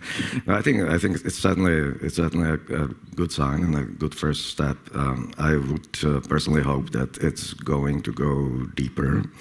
To achieve what? To achieve a more robust and more comprehensive security architecture in the Indo-Pacific. So, this is NATO has been immensely successful in the Euro-Atlantic. I think there's no doubt about it, and I think the difference in the Indo-Pacific is that you have many of these bilaterals and minilaterals, but there isn't this overarching entity like NATO, and that leaves a void. And then wherever there's a void, there will be other forces pushing in. Do you agree with that, Bryce? Yes, Ambassador, you first. Yeah, I think the IP4 is very much succeeding in the way that it builds confidence between Europeans and the Japanese and Australians and the players in the Pacific. With NATO, Japan has renewed, I think 2 years ago, the program of a whole set of cooperation, and all these are being implemented. We have newcomers in the Pacific, European newcomers like Italians. Last year and 2 years before, the Italian Air Force came to Japan in Komatsu to do a joint exercise with us. So I think this is a gateway for NATO and NATO partners into Indo-Pacific, and this is succeeding. I mean, this is a big question about how much hard power Europe sends to the region at a time when it's increasingly stressed in its own theatre. Bryce Wakefield, do you see this equation working in any way, and should it be encouraged to continue? Look, I don't think there's any great demand, and we understand that there are existential security problems in Europe at the moment. I don't think there's much demand from Indo-Pacific nations that Europe sends hard power or expectation, frankly. What the IP4 is really good at doing is focusing on things like misinformation and disinformation, focusing on things like cyber attacks, countering those sort of things that do not change the balance of power in a material sense, but in an ideational sense, right? And there are other things that that IP4, whether it's in that context or that just those nations can do. For example, countering China's attempts to take over leadership roles in organizations like the United Nations, right? There's a whole lot that these countries that can be doing that's not the sort of hard military aspects of security. Just on the point of how we view the Trump administration, which was mentioned previously, I think we in the region are a little bit more sanguine about the Trump administration than you guys in Europe are, and that's for a very good reason. We've been let down by America quite a lot, actually, right? So America's presence in the Indo-Pacific hasn't always been as committed as it has been to NATO. We saw that with the Nixon shocks in the 1970s. We've seen that in America's, the Obama administration's pivot to Asia that sort of went nowhere. Joe Biden's policy towards Southeast Asia was anemic. He would, not turn up to meetings and stuff like that. So we're sort of more at ease, I think. Obviously, Trump is not business as usual, but we're more at ease with the notion of an unreliable America than I think Europe is. Interesting thoughts. Okay, we're going to move to some questions around Taiwan, and if you would like to contribute a question, please do that on Slido. We will have some microphones at the end of this to get you to ask some questions. But I have a poll for you that I prepared about how the EU should respond to any Chinese military aggression against Taiwan, and I would love to see your views on these questions. Of course, they're very blanket, but a little gauge on that would be interesting. Does the panel agree with Pete Hegseth's warning at Shangri-La that an attack on Taiwan is imminent? Renato? I'm based in Taiwan right now. I see the preparation being made by the Taiwanese. Just go to a building, I'm staying in a building, and you see the sign, air raid shelter. It reminds me of the London Blitz way back in the 1940s. I have seen these air raid shelters. I've heard a lot of them don't actually lead to anywhere, though. And they have resumed the services of the reserve. You know, you're already a reserve officer, you serve in the active, but then you're being recalled. Plus, of course, the acquisition. And more so, of course, is the preparation being made by U.S. Indo-PACOM. And we're part of it because we're so close to Taiwan. We are a U.S. treaty ally. If you're familiar with what happened, we just had the major Balikatan exercise where the situation was full battle simulation. We got it. You know, basically, we got the message. We see how the Chinese are behaving, not only in the South China Sea, more so along Taiwan. And, of course, how Admiral Paparo described, you know, the Chinese naval exercise is a rehearsal for the actual invasion of Taiwan by 2027. This is what we call the notion of the Davidson window. It's basically this is an assessment of the U.S. Indo-PACOM in Hawaii. So you agree? I cannot discount the fact that, you know, the largest U.S. unified command would basically have that assessment. And do you think, from what you see in Taiwan, that the Taiwanese are ready? They're ready, but of course, that's also the problem when we talk about if war would happen. Just like what happened in Ukraine, up to the last moment, members of the Ukrainian parliament refused to believe that Russia would invade them. Because we always want to think that the worst case situation would not happen. But of course, they do happen. Look at what happened, February 2022. So that's usually, I think that's human nature. We try to deny something that is negative, but at the end of the day, of course, if this would happen, Murphy's Law, if something bad will happen, it would happen. Bryce, what would Australia do? It would depend on the response of the United States. And would it depend on the person in the White House? No, I don't think so. No, look, Australia is a committed ally to the United States, the fundamental basis of its security, right? There is debate in Australia about whether we should respond in a contingency on Taiwan, but I don't find that debate. I don't find the negative voices credible. I think that Australia relies so heavily on its alliance with the US that it would be very, very hard pressed not to join some sort of conflict, not to support the United States in some fashion if there was a conflict.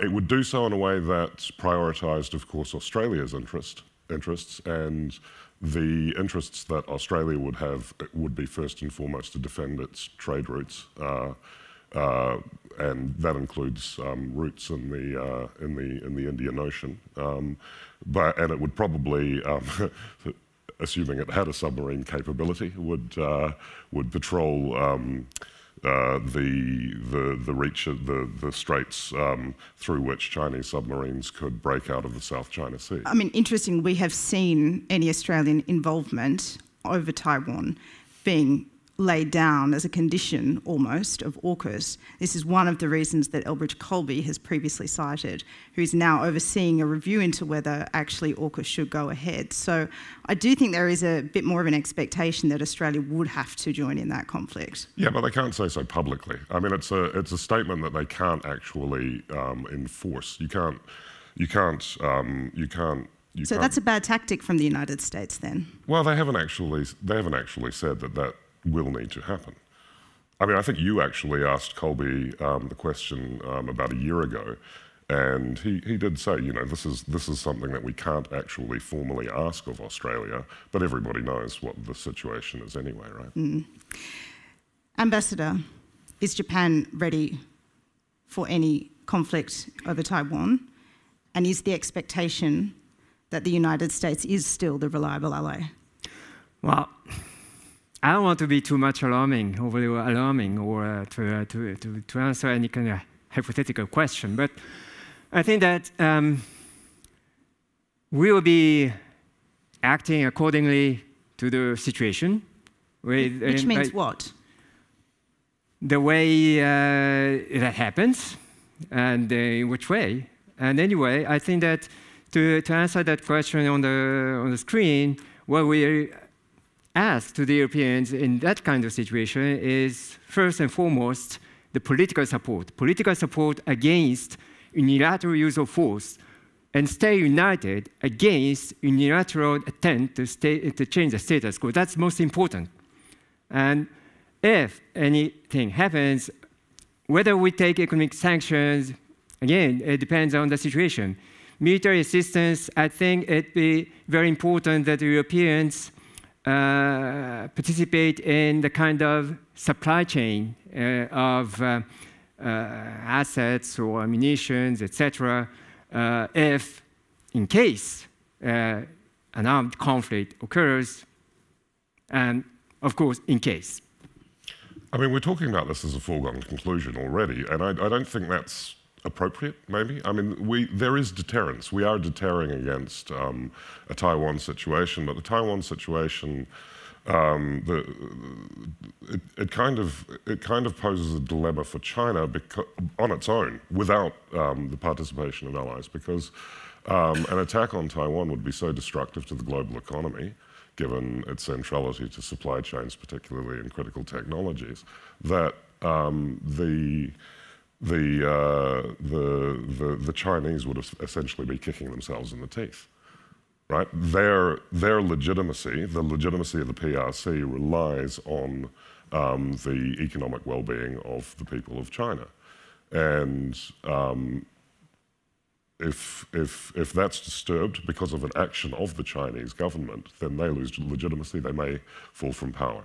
So I think we've got a long way to go before we believe that a contingency over do you Taiwan accept is the an 27 timeframe that President Xi has said? Now that could be rousing, jingoistic rousing. Sure. But Hegseth, in his language at Shangri-La, was a lot stronger than previous warnings have been. So look, they are aiming to be ready by 2027. That doesn't mean that they're going to do it, right? And we get tied up in what will happen in a contingency over Taiwan, and of course we should plan for it. But it's going to be such an incredibly, I don't want to say it's going to be, it would be such a complex and multifaceted situation that you know, to a certain extent, discussion of it is hypothetical. I am of the camp, and I think you know this, Latika, that I don't actually think it's likely, right? Because of the factors that I've just pointed out. I think it would be so destructive for China that they are going to greatly pause. And one of the reasons I don't think it's likely is because they see a possible political situation that's dependent on Taiwanese democracy. Taiwan has, in its democratic firmament, the KMT, a party that openly advocates for better relations with China. When I was working in Washington on this, 15 years ago or so, the KMT was in power, and people were openly talking about how it was inevitable that Taiwan would simply integrate into China at some stage. I think the Chinese Communist Party probably believes that at some stage there will be a return of the KMT and they can negotiate rather than... that would be the easiest solution. Yeah. Martin, is the picture in Europe suddenly so much more difficult because you have trying to diversify yourself away from Russian gas and dependency? At the same time, you've had the post-COVID response of trying to diversify supply lines and dependencies, China there. And then in the White House, you have enormous tariffs coming your way. Where on earth do you land in that picture? And does that give China a bit of an easier ride than it might otherwise have had? Well, it is a difficult situation, and we're probably not going to land in a very nice place, under all these circumstances. But maybe let me go one step back to that question about the possible aggression from China against Taiwan. I would slightly disagree in the sense that the Chinese leadership, the leadership of the Communist Party of China, they have their own logic, they have their own way of looking at things, and that's often quite different from, from our logic. So I'm afraid that they are willing to pay a cost that might not be acceptable to people in democratic societies. I'm afraid that the Chinese leadership and even specifically Secretary General Xi Jinping are personally invested in the goal of quote-unquote reunification. And we have an aging leader in Xi Jinping. His own window is closing, right? That's right, and he sees his legacy in this whole thing.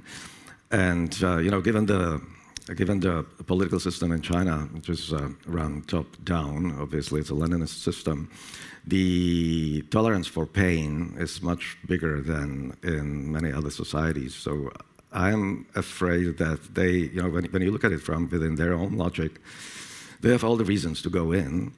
So it's just a matter of the ultimate cost and the deterrence. So I think by the time some kind of a confrontation occurs, it's already too late. So I think deterrence is crucial.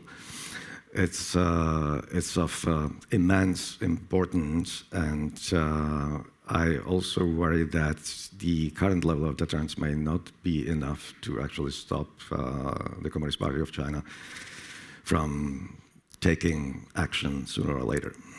And just on the picture with the United States, does that give China the easier pass from Europe?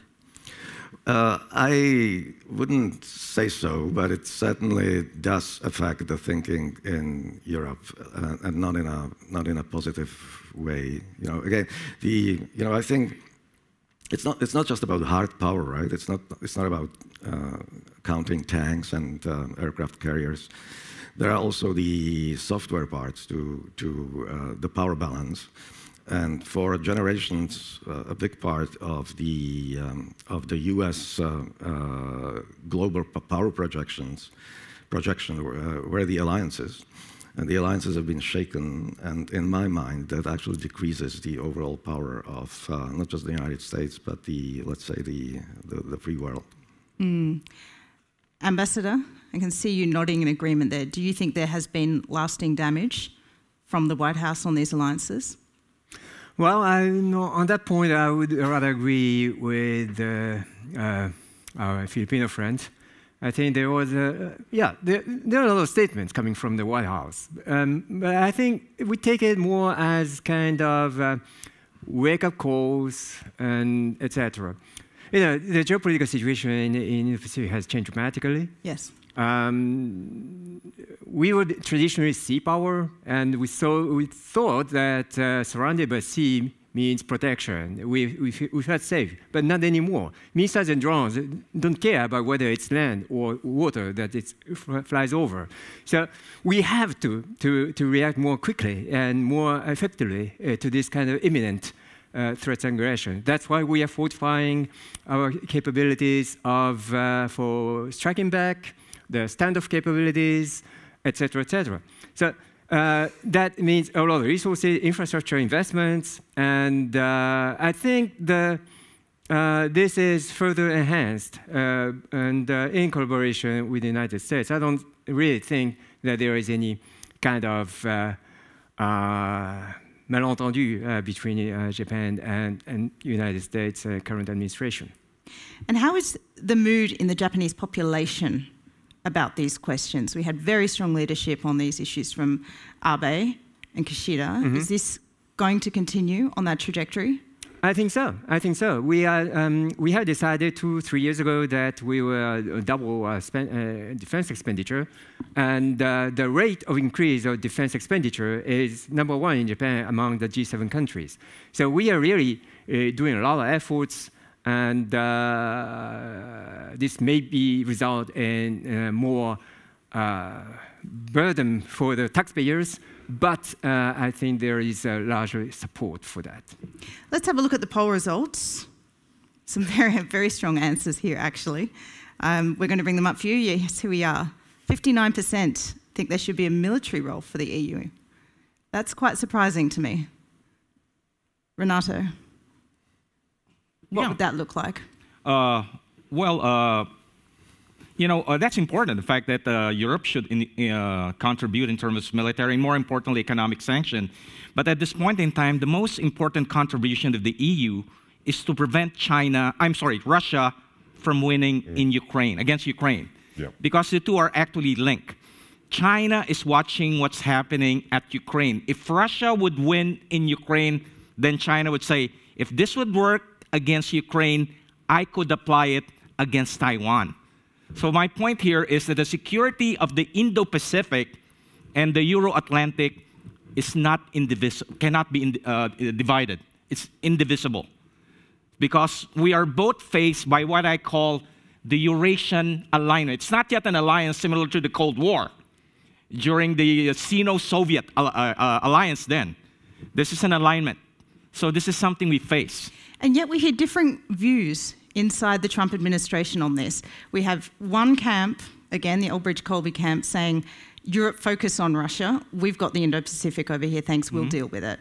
Is that the wrong approach? This is something what I call prioritization on the part of the United States. It's actually an admission of the recognition of the limits of American power. Mm-hmm. The fact that they could not, unlike during the Cold War, I could still remember this, growing up the Cold War, they could fight the two-front war. The Reagan administration focused in Europe, then in the Pacific you have the horizontal escalation. At this point in time, because of the United States involvement for almost a decade in a war against terror, the US military has basically lost its capability to fight the two-front war. Plus, of course, looking at what happened to American industry, specifically shipbuilding industry. The Indo-Pacific region is a maritime region. It's not simply the matter of ships you have, it's your shipbuilding capacity. And the United States Navy and the Pentagon and up to the White House is very much aware, China now has the largest Navy in the world. I was in a conference in Singapore. You have a Chinese war warrior diplomat who said to the audience, China now has the largest Navy in the world. It's not just a number of ships. The capability of the Chinese shipbuilding industry to rebuild the Chinese Navy, similar to what the US industry did during the Battle of the Atlantic. Remember this? Plus the merchant shipping that they have. The capacity to build those Liberty ships that continue to convoy and basically enable the Western allies to launch the Operation Overlord. It's because, but the United States simply does not have that capability right now. Martin, Renato talked there about the United States no longer having the capacity to fight a two-front war, but is it a bit more than that? Has this United States lost its appetite to fight against Russia or to contribute to that fight against Russia? I think that's a good way to put it. Maybe they didn't lose the ability, they just lost the appetite. But in any case, like I said, I think it's more, it's about more than just hard power. The equation is much more complicated, much more complex, especially given the revolution in military tactics and strategy, right? We see that in the Ukraine, that the situation in the battlefield, the calculation of military power is actually changing quite fast. Mm-hmm. So that's one thing, and I would say that the two theaters, Euro-Atlantic and Indo-Pacific, are connected at the hip, just like Renato said. So I actually do understand why people would vote in the poll here the way they voted, because I think they're, just picture the situation. If there's an attack on Taiwan, especially in the situation of an ongoing war in the Ukraine, it would probably escalate into a global conflict pretty fast. So those theaters would merge. Exactly, those theaters, and they're already merging in a way. Like there are North Koreans fighting in the Ukraine. So the two regions are already merged essentially. So, but just to finish on that point, does that mean that the message is, as Renato said, it's very clear for Europe what to do on China, but it's also very important for the Trump administration to understand what it has to do on Ukraine, isn't it? You would think, right? But I'm afraid that they actually look at these things differently. Ambassador, I could see you raising your hand there. You're asking us, does America has any appetite? It's up to us. Make them hungry, Still, the Chinese Navy may be very maybe formidable now with the 3 aircraft carriers, but still, the American assets, defense assets, is a formidable one, by far the #1.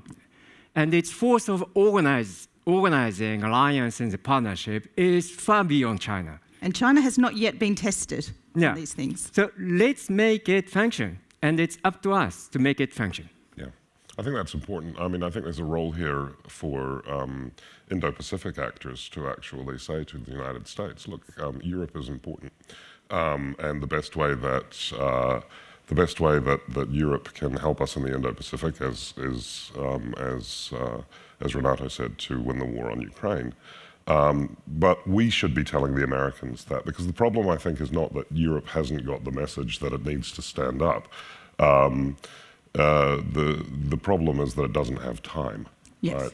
So we need to say to the Trump administration, we accept that we are now more important and that you're going to focus on us, but you know, slowly, slowly, please, right? Not as fast as you're going at the moment in terms of withdrawing your support for Ukraine.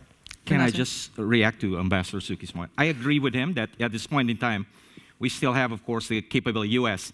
But you have also to look in terms of, again, we go back to the Cold War. I still remember, when we were both confronting the Soviet Union. I could still remember this. The Soviet Union has a first world military capability, but had a third world economy. China is different. China now is developing a first world economy, a military, but has a first world economy. So the United States form of war is basically, I have the industrial capability to basically overwhelm you, but this will not be the case, just in case if a conflict would happen. The United States would really confront the quintessential pure competitor. It still has the same industrial base, shipbuilding capacity. That war would be protracted.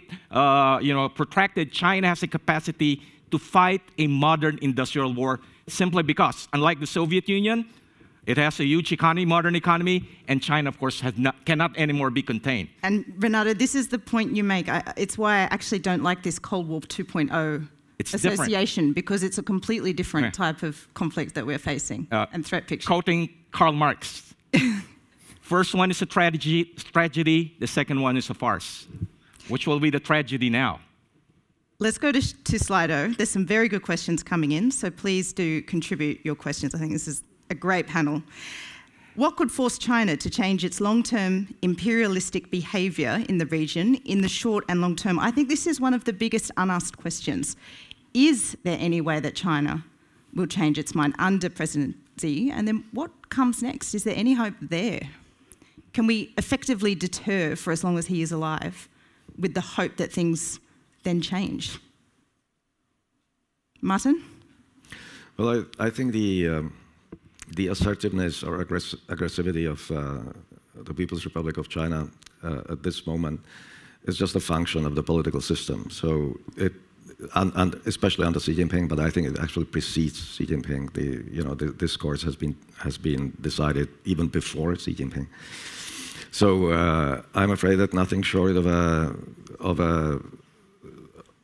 a political change in China would probably change the situation much. Is that the view of the rest of the panel? Yeah. Can see some nods. Bryce, you're a little... Well, I mean, Martin did make the point that this is a Leninist state that is very much kind of dependent on its leadership for policy formation. So, what would force China, what would make China change its long-term imperialistic behavior? Perhaps a change in the leadership. Yeah, that's right. Or continued effective deterrence, right? Yeah. Or Russia's defeat in Ukraine, which basically would make any Chinese leadership think twice that it could basically conduct an expansionist adventure. But there is a counter to this, because Putin has clearly gotten himself into a war that he couldn't resolve in the first week. So isn't there also this counter-argument that President Xi watches this and says, oh gosh, you miscalculated there? Yeah, of course there's also an argument, China is also trying to learn the mistakes of Russia, that you simply prepared for a 3-day military operation. That's why the Chinese are really making it a point. What basically convinced Indo-PACOM to think that China would really go for 2027, it eventually came out the Washington Post.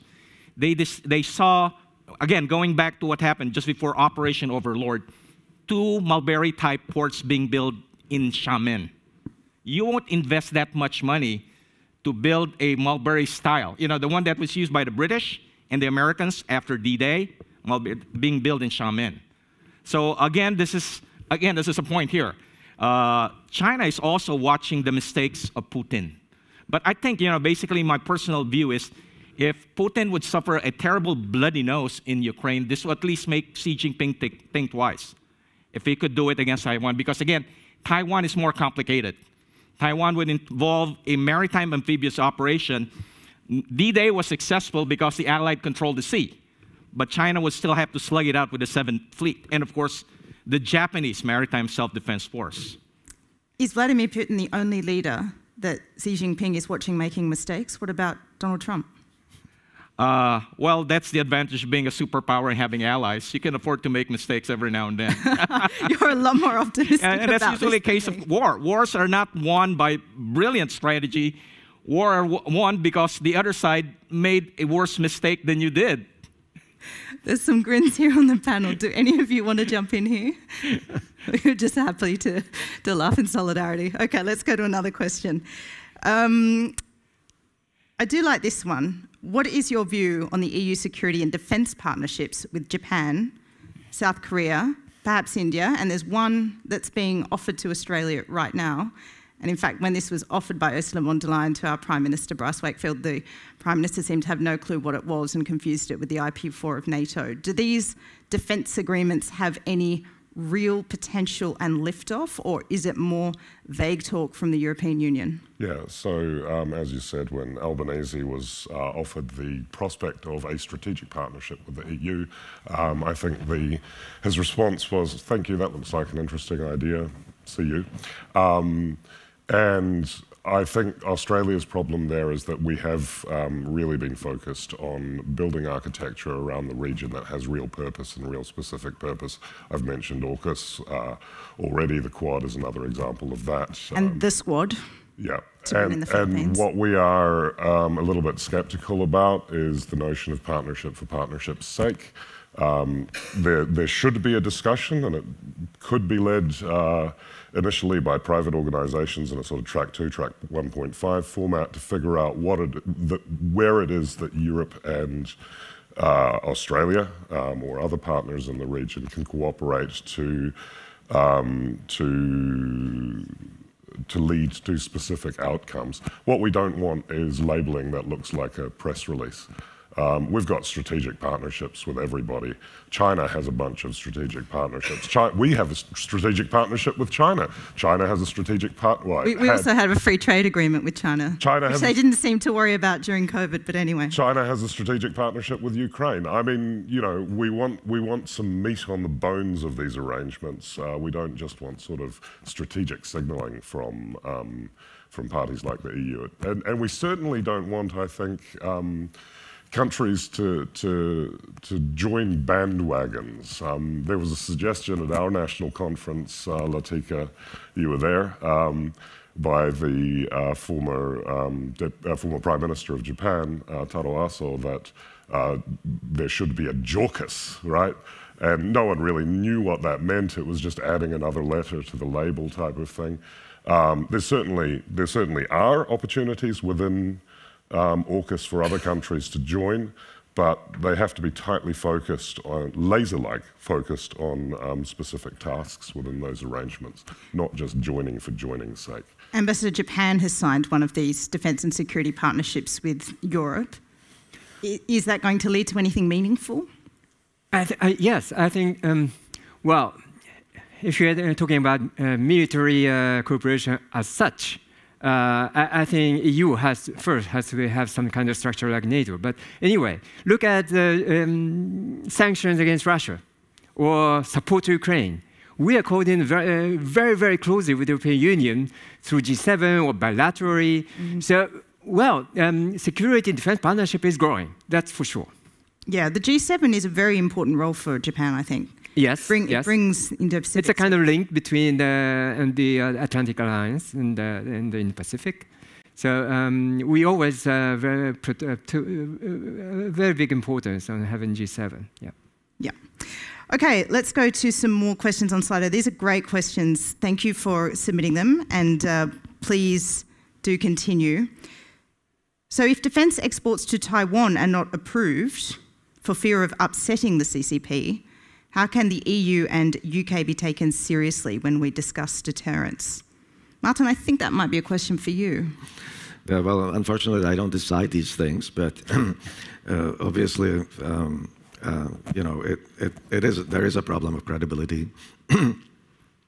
So, again, you know, I think the deterrence is crucially important here, and it has to be credible. So every detail matters, including the approvals for sharing military material with Taiwan. So in my mind, it's a no-brainer, but like I said, you know, it's not for me to decide.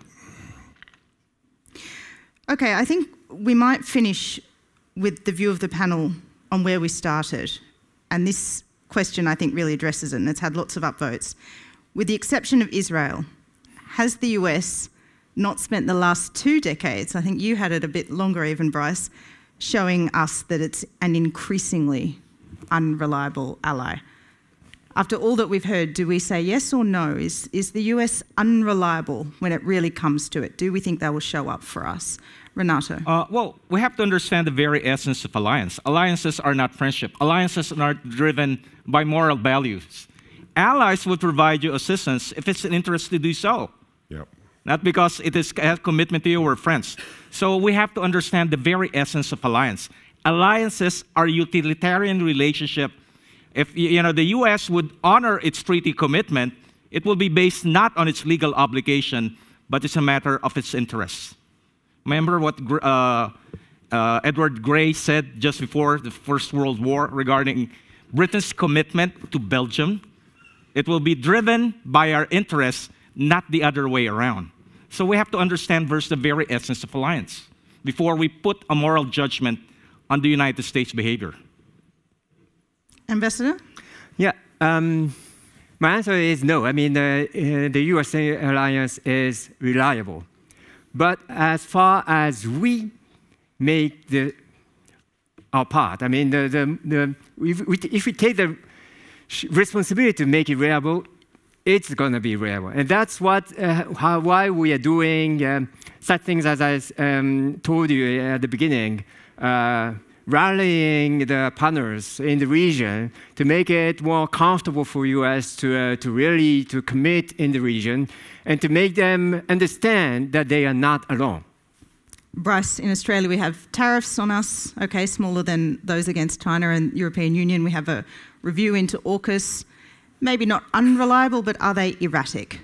No, look, as has already been mentioned, the United States will act upon its interests, right? And it's increasingly seeing our region as more connected to its interests than elsewhere. That's not always been the case, and then, as I've said, it's driven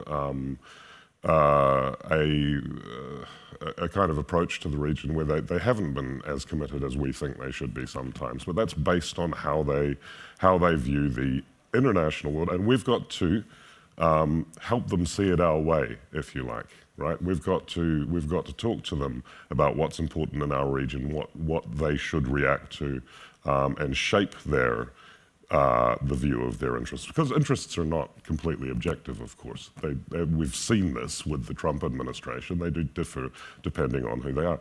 But the basic fact is, you know, we're talking here about America first. America has always put itself first, right? That's what great powers do, right? But not always at the expense of a world order that has protected it, that it helped build. I think that is the difference. Well, never, because of course, since it's been a great power, it's existed in that world order. So yeah, sure, but it's a simple calculation of what they see as important, and we got to help them see the things that we see as important. We got to make our interests their interests in a way. Martin, final word. Just a very short comment. It's, you know, I don't even think about it in terms of reliability. What really worries me about the United States is their change in the whole strategic outlook. They define their own interests differently now, and that has an impact on the whole world, and that's where the problem is for me. And on that cheery note, it's time to end this panel. Thank you very much to this wonderful cast of panellists. That was a very thorough and great discussion. And we now have a 5-minute coffee break. Thank you very much for attending.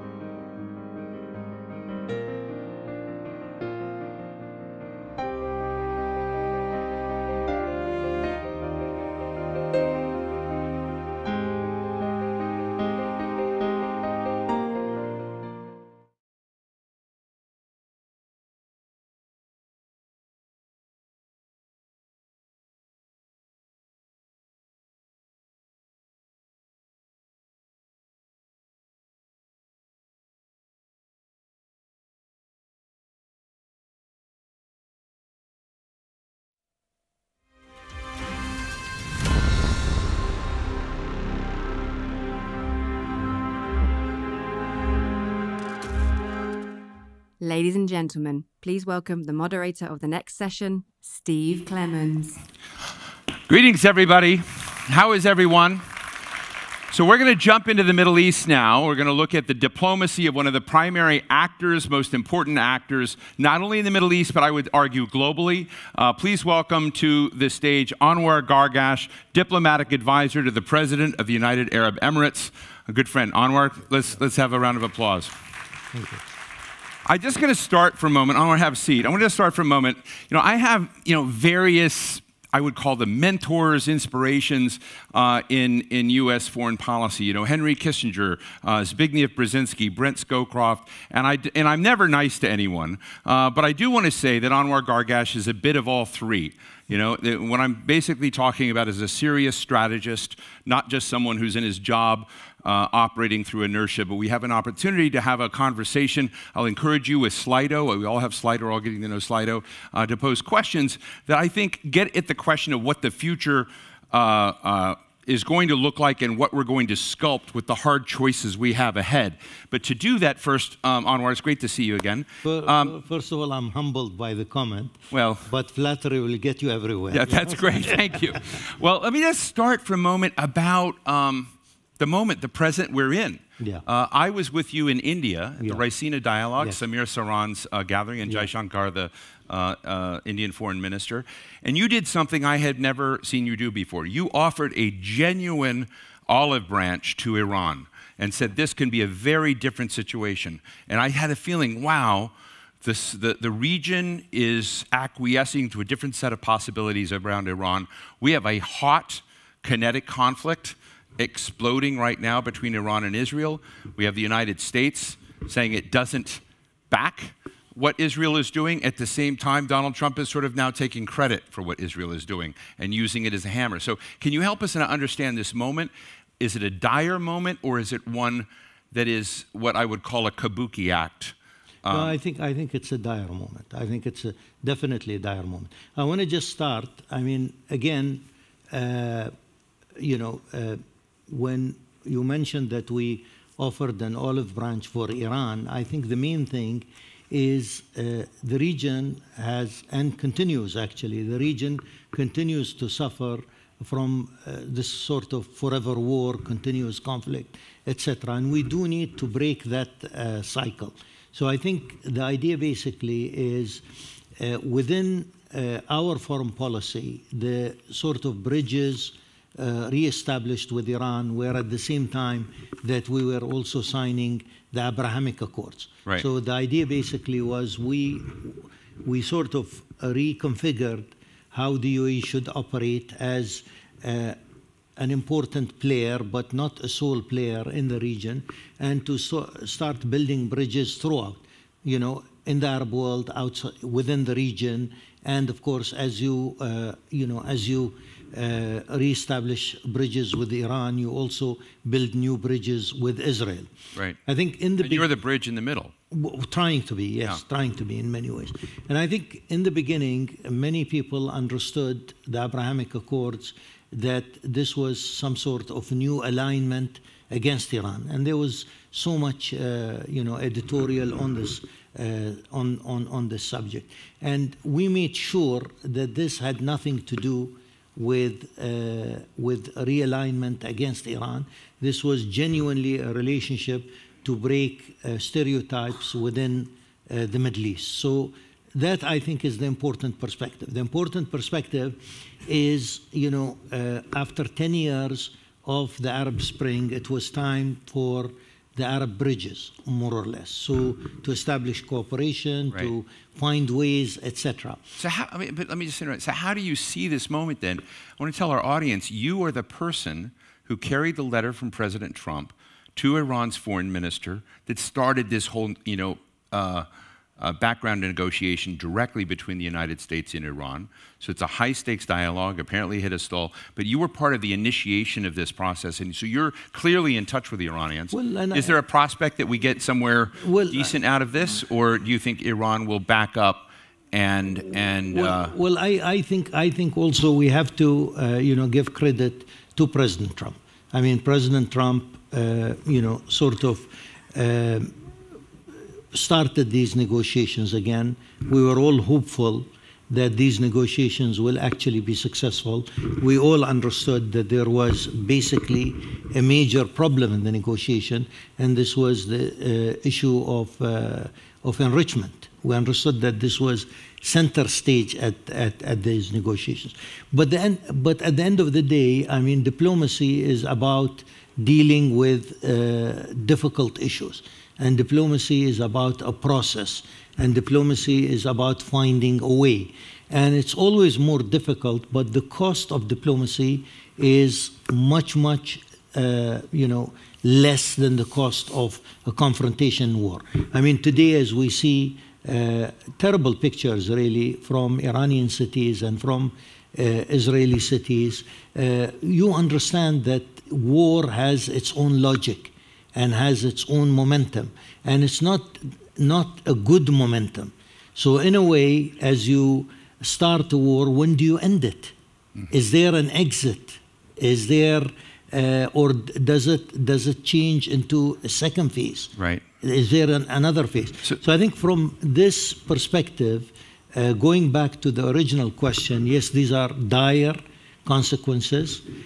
We are concerned about where this will go, and our foreign minister, who happens to be on a visit now to the United States and Mexico, was in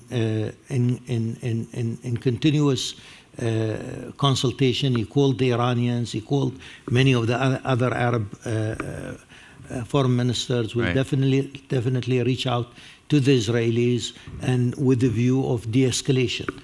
So let me ask you something. I want to ask you to kind of take your UAE hat. Imagine you're a really smart strategist, maybe in the Maldives or Finland or something like that. You're outside the zone of interest, and you're watching something that happened, which is the President of the United States just made a trip to the Middle East, and he visited UAE, Qatar, Saudi, and did not go to Israel. No. And there was a lot of hoopla about that decision not to go. President Trump very publicly said to Israel, don't attack Iran. It's not in our interest to attack Iran. Now there seems to be a shift in the president's rhetoric in this. So I guess my question to you is, has Israel made a strategic choice for the United States that the United States can now not disown, can't be as distant as he tried to be in a way of separating Israel, Gaza from the broader engagement with the Middle East? I'd love to see, without your UAE hat, if you were observing this, what would be the lessons you would draw? Well, again, I'm not going to speak for the United States or Israel. Yeah, okay? but you saw a pattern there, right? I'm going to speak as a regional voice. Right. And I think as a regional voice, we have seen this over and over again.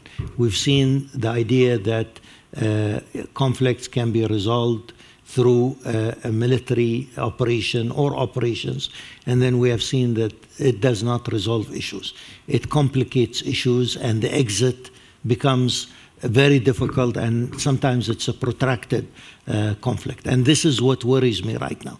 I think what worries me right now is the stability of the region, and the stability of Iran is important for the stability of the region. We understand that there are serious issues that have to be tackled, and these issues that have to be tackled are to do with nuclear proliferation in the region, and this is important to all of us.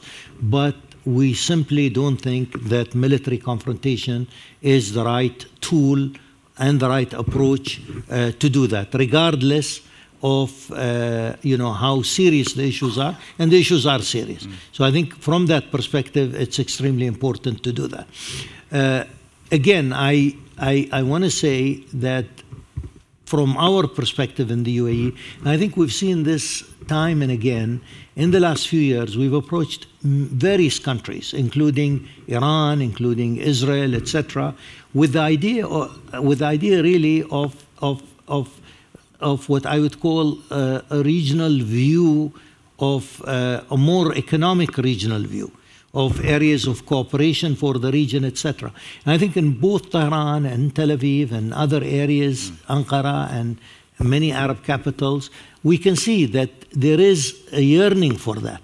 There is a yearning for how can we change this sort of narrative of conflict into a narrative of cooperation? How can we change the confrontation into areas where we can all benefit as countries? We're all cognizant that the world is moving at different speeds, and the Middle East is moving at a much slower speed, except certain areas or oases of thinking.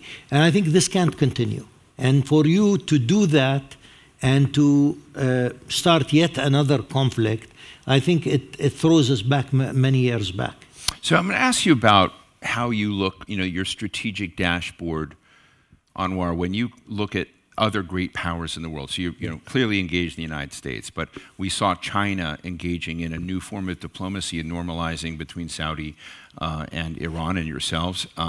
We've seen Russia, and you have, I think, a remarkably better. Well, President Trump has a good relationship with Vladimir Putin, but you have a structural relationship with Russia, which is deeper than ours. You were in India. You see this. How do you see other great powers in this moment when it looks at the street? Who's rising? Who's falling? And where are you putting your bets? Well, again, I think let me start with President Trump's visit to the Gulf. I think it's a good starting point. I see that visit as a very successful visit. But I think it sends several messages that we have to all be aware of. I think the first message is that the global order post-1945 is definitely changing. Slowly but surely it's changing. And slowly? It seems quickly to me. In some areas, yes. In some other areas, no. But I think this is something that we see, and I hear this also from many European friends and colleagues and others who visit. They're also aware of that. So there is also, a lot of soul searching, let's say, in European conversations there. I think the second thing is our concern following the Obama policy of a pivot to Asia is I think, is perhaps being addressed by this visit. So there is a pivot to Asia, but there are also strategic American interests in the Gulf and in the Middle East. Many of these interests are not necessarily the same old interests of security and energy, but many of these interests are also about investment now and about technology and how investment in technology can be also another driver. I think the third thing also is if you look at President Trump's decision on Syria.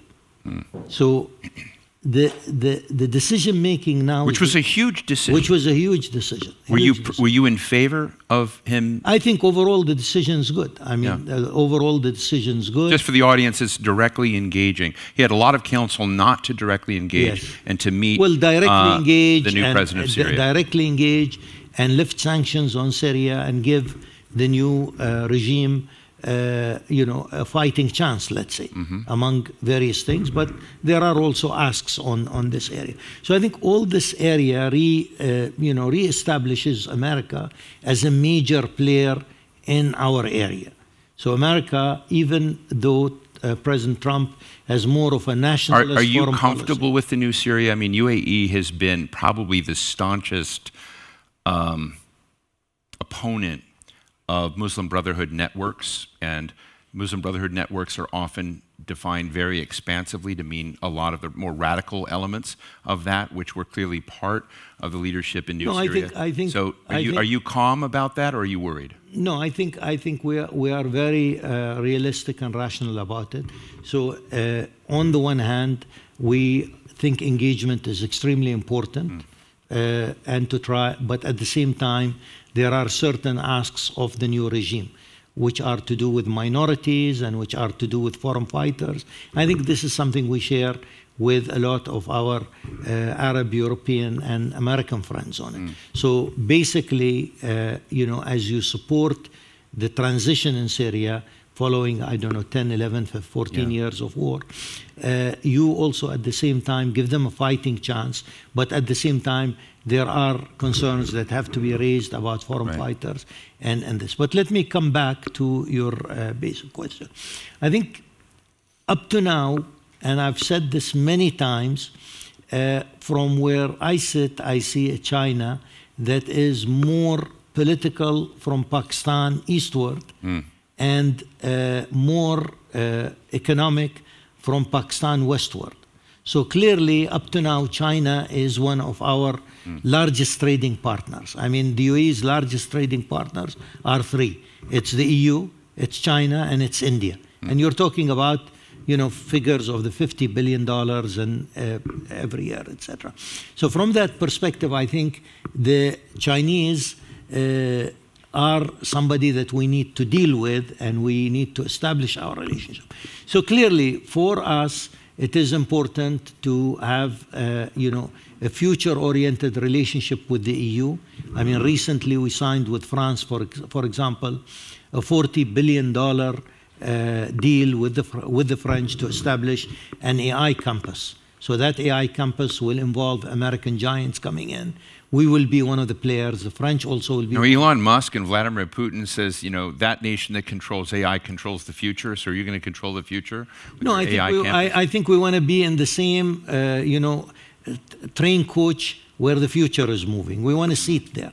I mean, there are like 15 seats, 20 seats. We want to be one seat there. We shouldn't really think of the Middle East only as a crisis area. And I think what the UAE policy is focused on is not to reduce the Middle East to the word crisis, but to also look at the Middle East and think there are opportunities. It's going to be a huge campus. And this leads me again to the issue of condemning the Israeli attack on Iran. Right. This is not the sort of Middle East we want. This is not the sort of region that we want where crises are being, or are the attempt to resolve crisis is through an air force or through missiles or through militias and so on and so forth.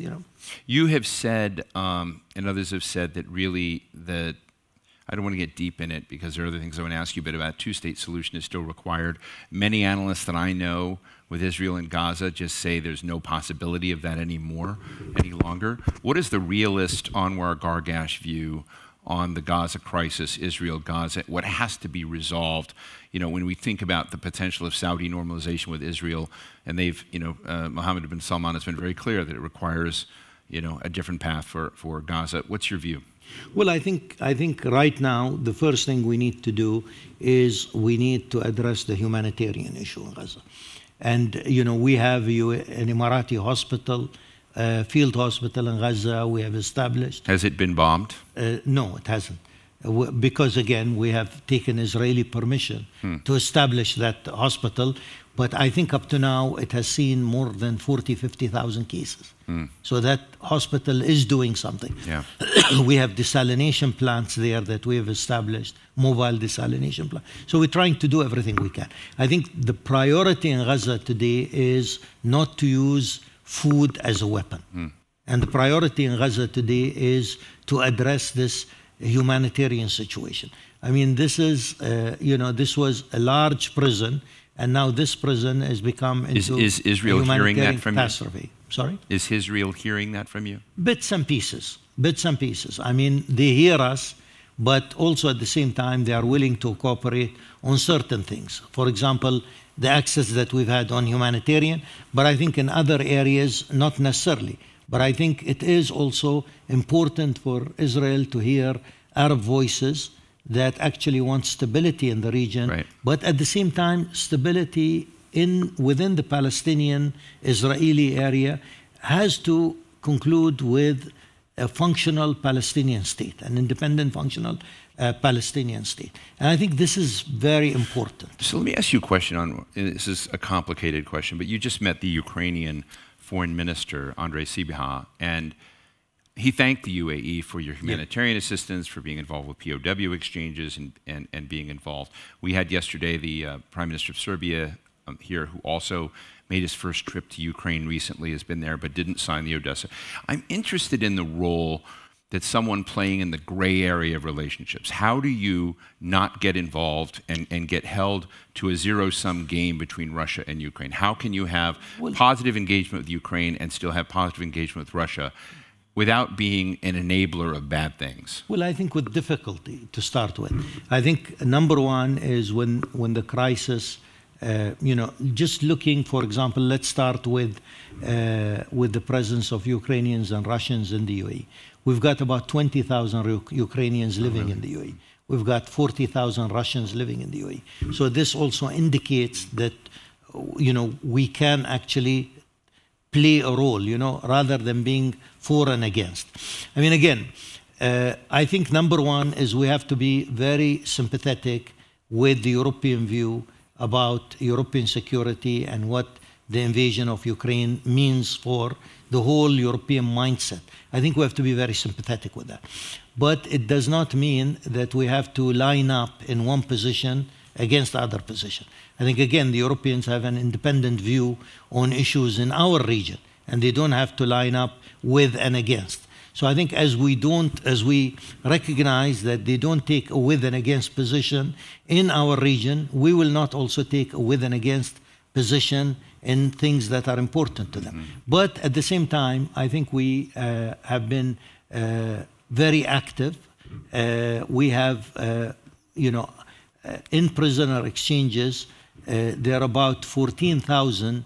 There's been about 4,000, I think, prisoners that have been exchanged through the good offices of the UAE between Russia and Ukraine.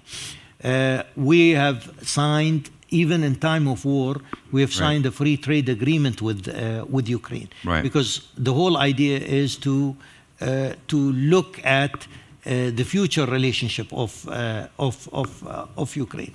So I think the fundamental question that when the crisis began, the war began, the fundamental question was, do we become just another with or against? Right. Or do we actually try and play a constructive role by building that relationship, while also in our voting, etc., maintaining also the tenets of international law, etc. Right. So I think this has been our thinking. It's strategic autonomy. The UAE's foreign policy will be about strategic autonomy for a country our size, right, wherever we can and wherever we can help.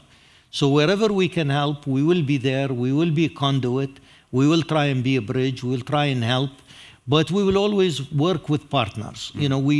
I don't think we suffer from a hubris, so we will always be a partner, right, find the right partners and work. Real quick, yes or no, this is from Slido, was President Trump's decision to withdraw from the JCPOA a strategic miscalculation? Well, I think this is history right now.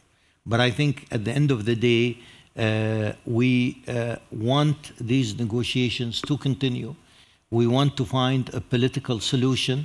I know it's very difficult now that the war has already started, but I think, again, wars will not resolve issues.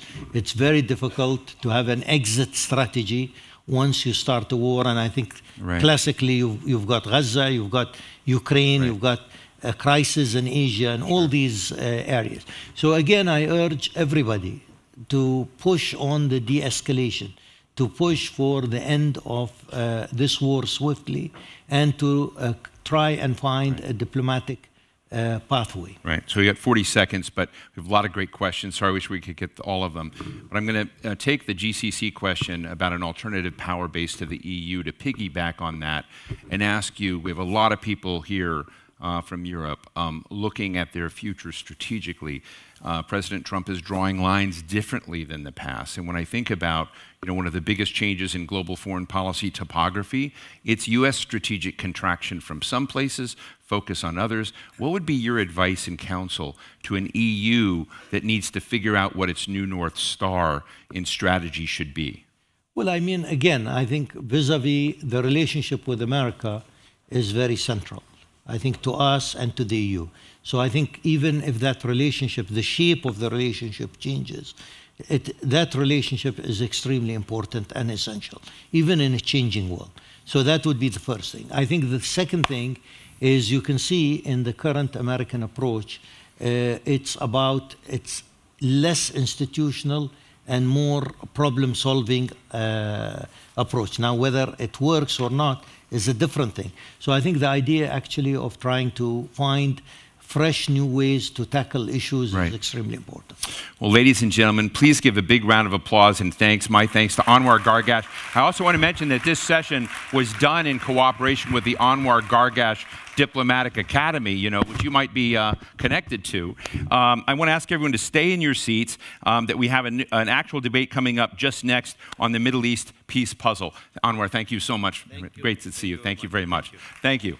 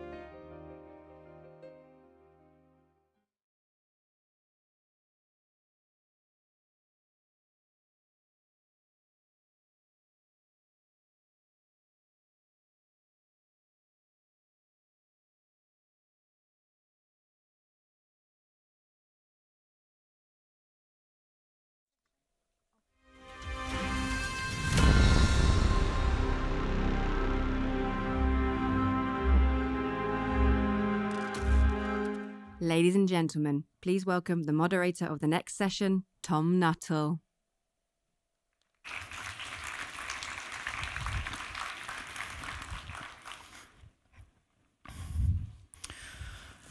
Good morning, everybody. I'm Tom Nuttall. I'm a correspondent for The Economist based in Berlin.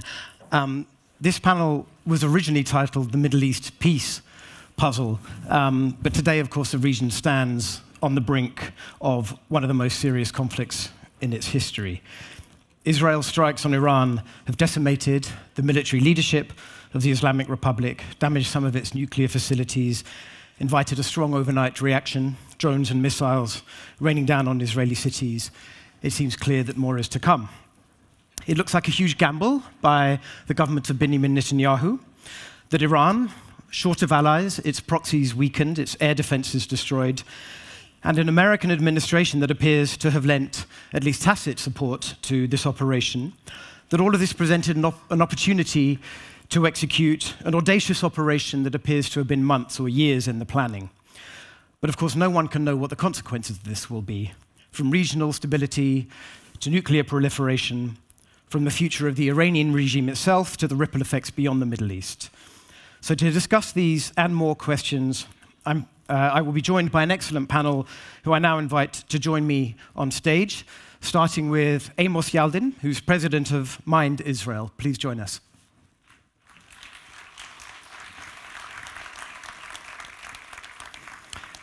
Next, we have Ebtissam Al-Ketbi, who is the founder and president of the Emirates Policy Center based in Abu Dhabi.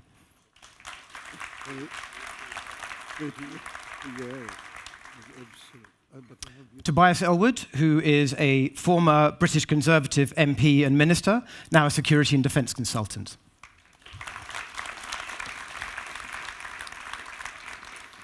And finally, Asad Al-Shamlan, who is the Director for Center of European Studies at the Prince Said Al Faisal Institute for Diplomatic Studies in Riyadh, Saudi Arabia.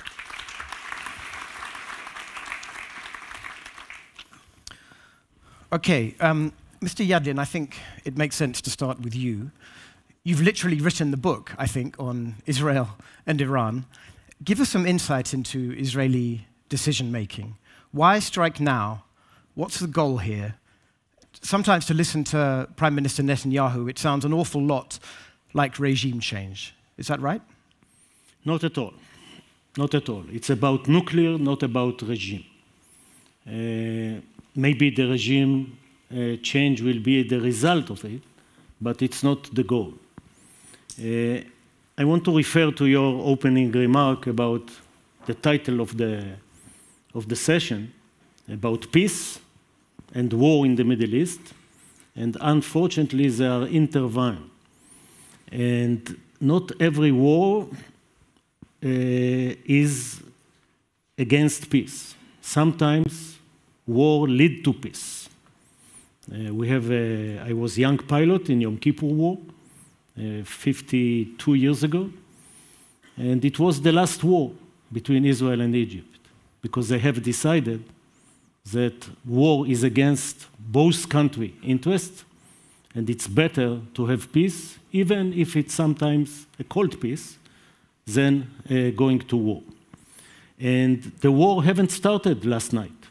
The war had started on the 7th of October by a terror organization that attacked Israel with encouragement from Iran that created a network of a ring of fire around Israel.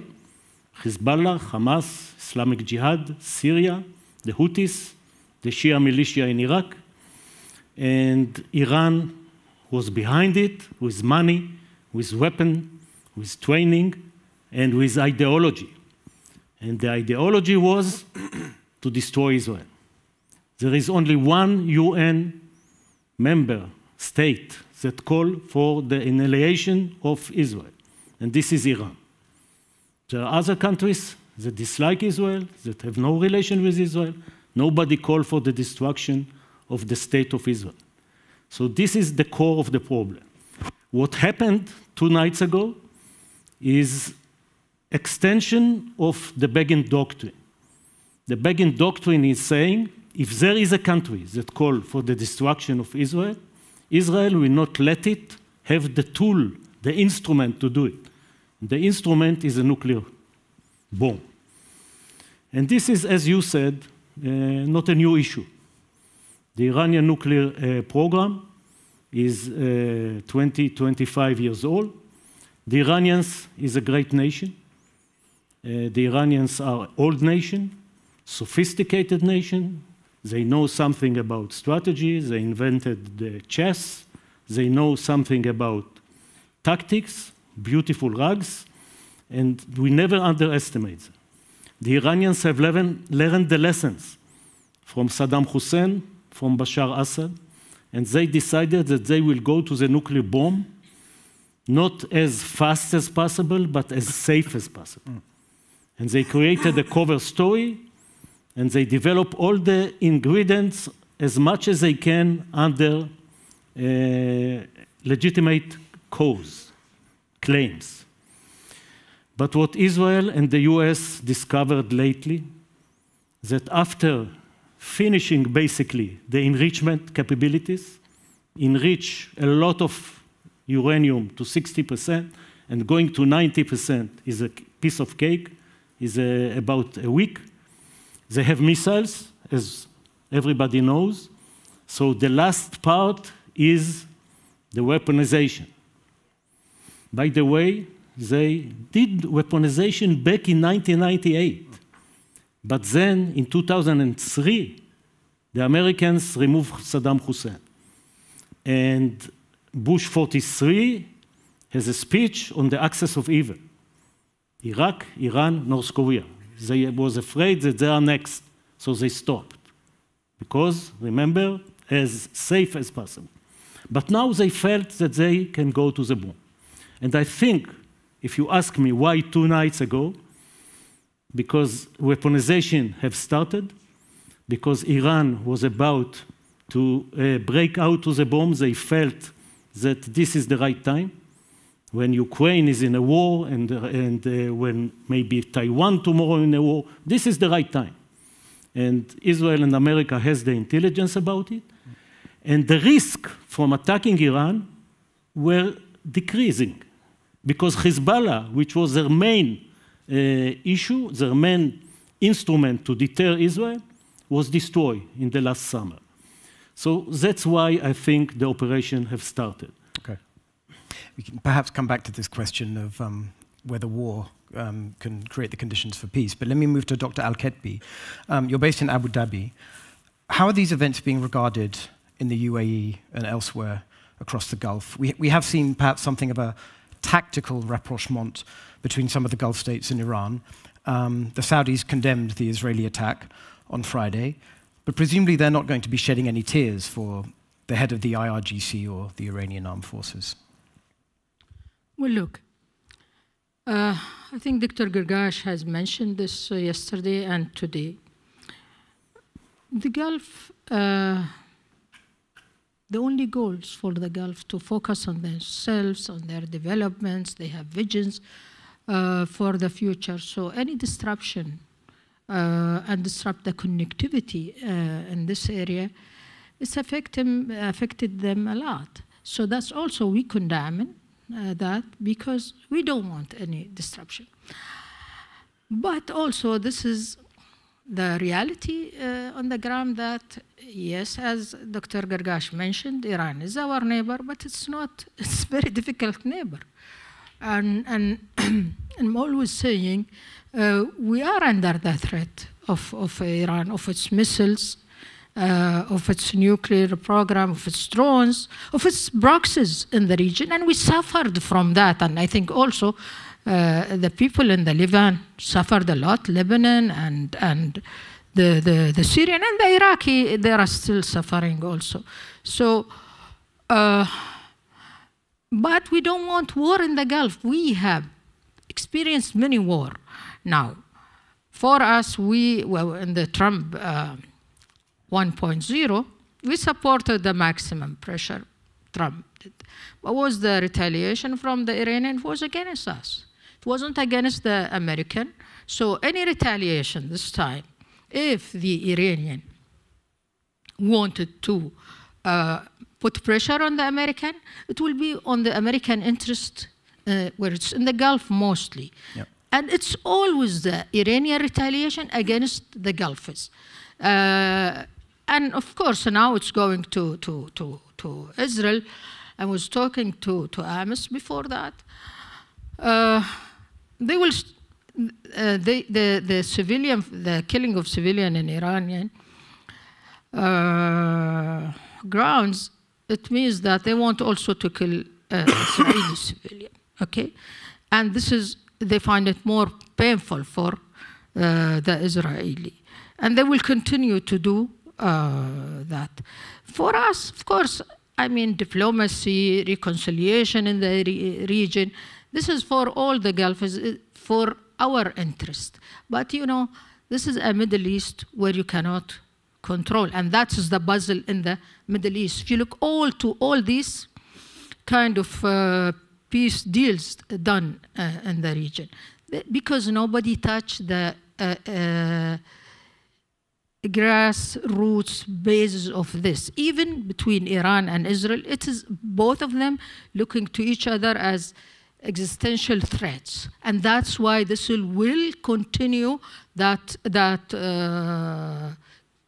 war between them, because each one of them want to finish the other and want to finish its nuclear capabilities. If you just look yesterday how many calls Araqji did, I was counting 24 yesterday, because they seek mediation now. They want mediation, but to stop the war, to stop. It's hurting them, but of course the Iranians will not give up their nuclear capabilities. Even during the negotiation, met some official Iranian, they said, we are not going to give our nuclear capabilities. So for us, we are under the threat of their missiles or their drone, even it's going over our skies.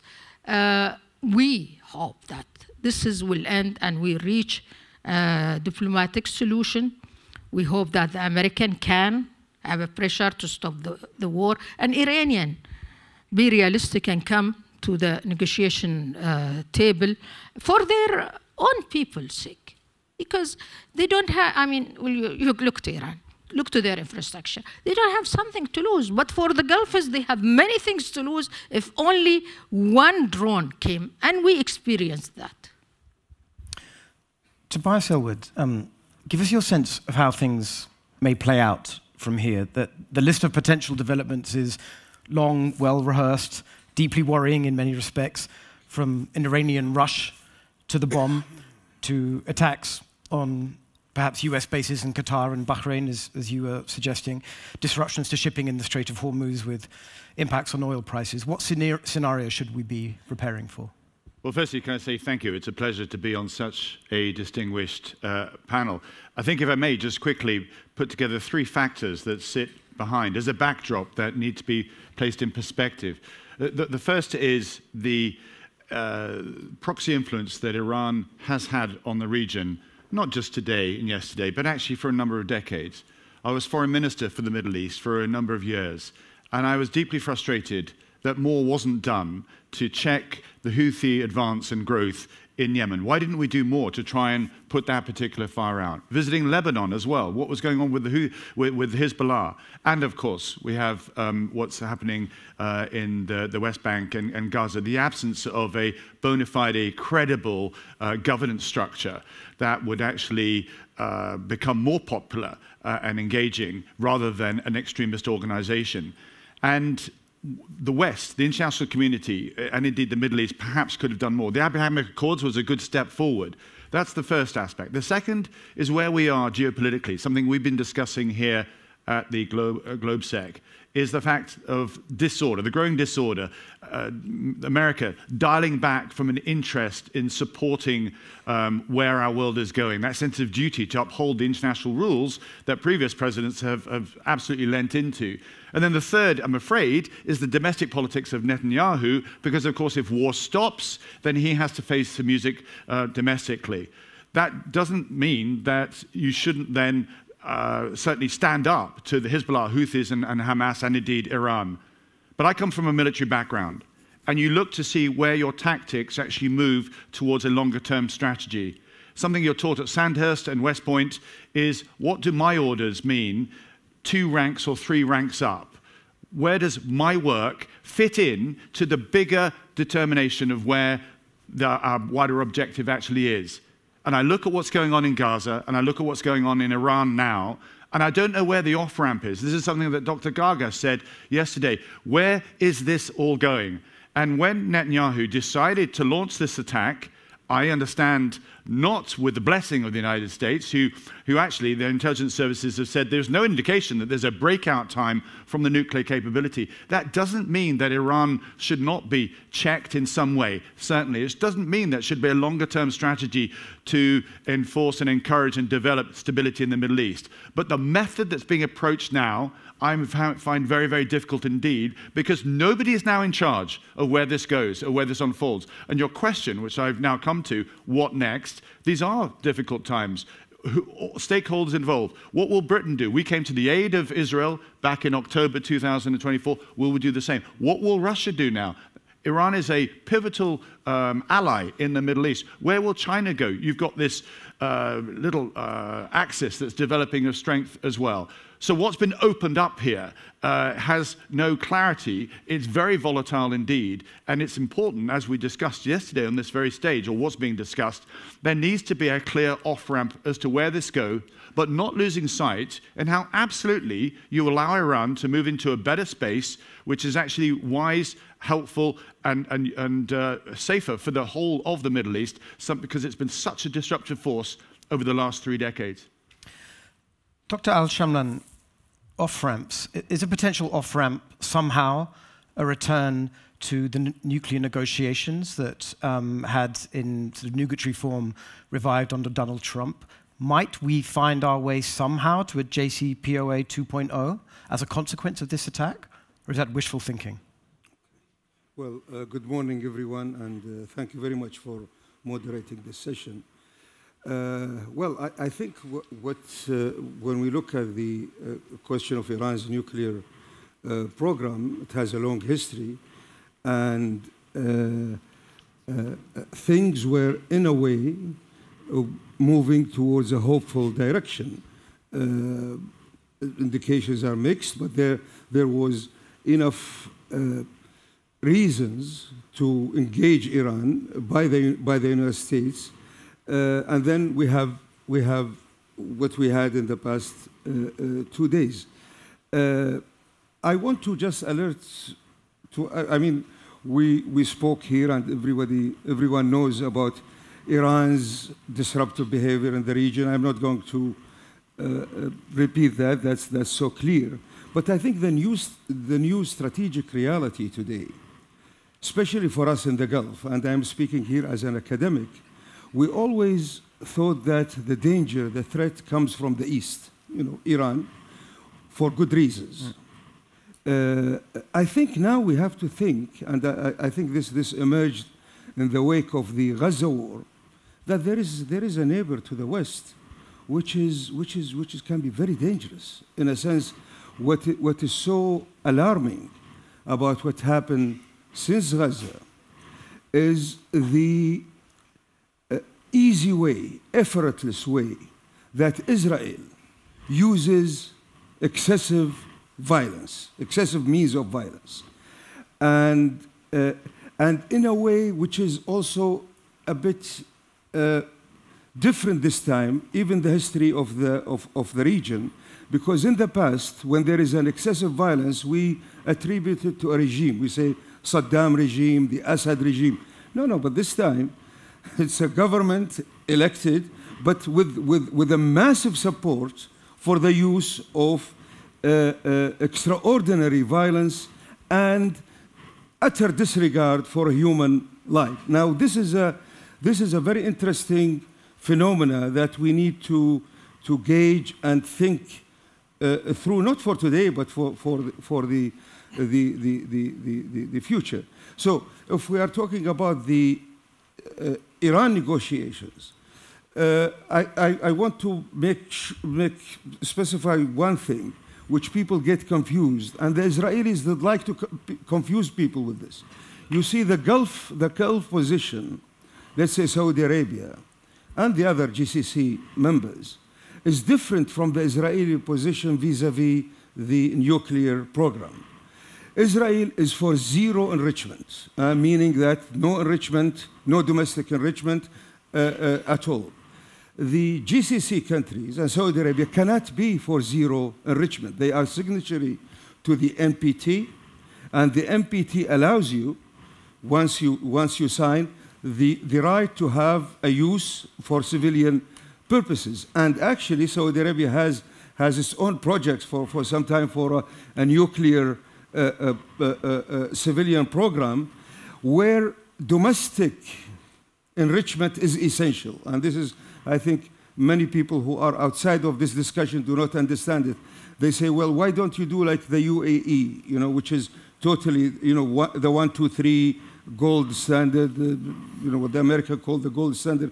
Saudi Arabia cannot do that for one reason. is that in Saudi Arabia, domestic enrichment is necessary for commercial reasons. The estimates varies, but it goes from 1.5% to up to 7% of the world reserve of uranium in northern Saudi Arabia. And the Saudi government, part of the diversification vision, wants to use that at a certain point for export. So the idea of a zero enrichment and buying it from us just defeats that purpose. So the Israeli position and the Saudi position, the Gulf, are two distinct. We are against weaponization, but not against Iran having a nuclear program for civilian use, and that is consistent with international law. You cannot say you are with international law and then you deny this because this is the NPT. Israel is not a party to the NPT, and it is a nuclear power, of course. Although they talk about strategic ambiguity, there is no strategic ambiguity about that. Everyone knows that Israel is armed to teeth with nuclear weapons. Now, what will come out of this reality? We have two options today. Either we say, and unfortunately many people even saying it out loud today, following the Israelis, that might is right. You know, if I have the strength, I'll do it. Forget about international law, forget about international norms, etc. Or we can say, we cannot live in a world like this, that we need rules, we need international law. And here, the paradox here is that a country which has been created by the UN today stands as the one who most disregarding the UN Charter. But this is our choice now. Are we going to say, no, there is an objective standard by which states deal with each other. We call it the international law. And let's see, and let's judge each action according to this standard. Or else, yes, might is right, and then, I mean, they call it Hobbesian world, right? But even Hobbes, he didn't put this as something that we should celebrate. It's a problem that we have to overcome in order to create societies. So to create international society, we need rules, and it's about time that people who care about international law to stand up and be counted. You cannot object to Russia in the Ukraine and then agree with whatever Israel is doing with its neighbors, particularly with the Palestinians. Okay, thank you. Lots to pick up on there, and we'll come back to some of these themes. I hope to leave plenty of time for questions, so please start thinking about what you might want to ask, and people watching online are able to submit questions via Slido, and I can get to those shortly as well. Let's talk about the regional dynamics a little bit more. I think Tobias mentioned in passing the Abraham Accords. Before October the 7th, there was some hope that there might be a way of folding in the Saudis into the Abraham arrangement. Even after October the 7th, those hopes haven't yet been extinguished, although, of course, the Palestinian question has come to the forefront of everybody's minds again.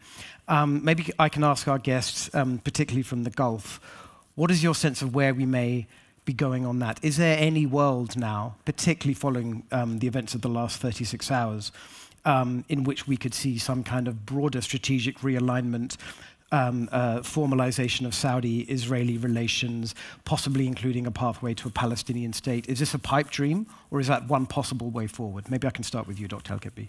Look, as Gargash said, the Abrahamic Accord, it is not alignment against anybody. It's kind of alliance in a way to creating an arc of economic development. Even Palestinian can benefit from that. There is misperception about Abrahamic Accords. It's not a peace agreement. We don't have war with Israel, okay? It is thinking out of the box because we are in a puzzle in the Middle East, okay? Maybe engagement of Israel in the region, maybe when they are testing normalization, but things doesn't go as you want it. It goes, look, Netanyahu signed Abrahamic Accord. But the domestic politics in Israel always affecting what's going on. And he came with another extremist government. And on the other side, you have also the Iranian, whom they have using their proxies, and they saw the talks before September 7th, and that talk between Saudi and Israeli is going on. So they felt they are losers. Hamas also, Saudi talked to Abbas and they didn't approach them. They felt they are losers. So losers always turn to spoilers. And this is what happened. What happened in October 7th, I think Hamas did not think that the Israeli retaliation will be the same that before. It takes 1 month, then everything goes back to normal. But they did not expect that. Now, the Saudi, of course, they stopped that talks. And they are also, again, talking about that. If we go back, the two-state solution should be on the table. That is the only way, which is Netanyahu now. And I would say both Israeli and Palestinian now traumatized after also those whom they were supporting two-state solution in Israel. They are not anymore. There are many I know them. Because what happened? But my worry now, and I said this in Herzliya conference 2 years ago, before even what happened, that if this government will continue, will create more violence in the Palestinian side, and the Arab side will not be ready to join the club. So we have to stop the violence. Of course, what happened again? Stop everybody. Nobody can dare now that they will sign any kind of and I think Saudi, they don't want to join Abrahamic Accord. They want to have their own accord. If Gaza war continue as it is, there are many spoilers will use that, okay, to stop any kind of talking about normalization, and will justify going in violence, even on the Palestinian side. So Gaza war must be stopped. Before talking about two-state solution, we have to talk about how to stop the war in Gaza to save the civilian people regarding that. Just I want to comment on what Assad said about what Gulf is, how they are looking. Yes, for the Gulf is the most dangerous for them in the Iranian side, the missiles and the drones, because it's always coming to their side. The nuclear capabilities, they know that Iran cannot use it. In this area, they cannot. It's only for deterrence. And I would say, maybe if it has been accepted, if the Iranian accepted, that enrichment can be done in a neutral area, okay, can be done in the 3 islands that is occupied by the Iranian Emirati islands, and they will be the American watching. I mean, if Iran, of course, accept. The problem that Iran does not accept any kind of solution for enrichment, and they are insisting should be in their land. Let us say these 3 islands occupied their land. It will be European supervision, American, and also the Gulf is. And this is the only solution we can have. But it depends on the Iranian if they are accepting that. Yep. Now, with this situation, I don't think the Iranian they will. Of course, they need that solution. They are dying for lifting the sanctions. This is what bleeding Iranian every day. Yep. But if this both wars continue, which I think it will continue between Israel and Iran for more than a month, I don't think any things can be reached. Okay. Mr. Yadlin, maybe I can get you to respond to that, and also to give us a sense of where the Israelis are going on Palestine. This is what everybody in Europe is wondering. I think it's probably what plenty of people in America are wondering, what is the game plan here? There doesn't seem to be one observing from the outside. Is there one? And to what extent do the broader regional dynamics that we've just been hearing about factor into Israeli decision-making? Now, first, let me straight the record, okay? Israel haven't started the war. Hamas started the war. Israel haven't attacked Hezbollah. Hezbollah attacked Israel for 9 months until we decided to put an end for that. Israel haven't attacked the Houthis. The Houthis attack Yemen, UAE, and Israel. So Israel has not initiated this war and have not enlarged it. It was an Iranian idea to have a ring of fire around Israel, and all of them attacked Israel. So Israel is not the problem. Israel is not west of Saudi, we are north of Saudi. That's for geography. But I'm saying that from 1933, and this comes to the Palestinian, we reached the Oslo Accord. And what we got? Terrorism in 2000 to 2005 that killed 1,500 Israelis. Then we withdraw from the Gaza Strip to the last inch, to the 67 border. We dismantled all the settlement. And what we got? Hamas and the 7th of October. So we try stability. We try to solve the problem. But you know who is not for two-state solution? The Palestinians. The Palestinians never recognize Israel as a Jewish state. The Palestinians always speak about Palestine from the river to the sea. And they see Palestine and another state that will not be Jewish. They never recognize Israel as a Jewish state. So, and the Arabs never put their skin in the game. Look, I published in November 2023. I'm not Israeli government, by the way. I want to finish the war in Gaza. I'm preaching for it in the last year. And I published a plan in November 2023 for an Arab takeover with Palestinian technocrats that are linked to the PA in Ramallah symbolically, because the PA in Ramallah is also corrupt, inefficient, supporting terrorists, and educating for terrorists. If you want to know what is the hope for a two-state solution, is change the education in the Palestinian territories, the way it was done, by the way, in the UAE. I met some leaders from the Gulf before the Abrahamic Accord, and they told me one of these days we will have peace with Israel. But our street is not ready yet. We have to change the preachers in the mosques. We have to change the curriculum in our schools. So there is Israelis, a lot of them, that were for two-state solution. Unfortunately, after 7th of October, no left was left in Israel, okay? And we need a generation. We need the Arabs to take over Gaza.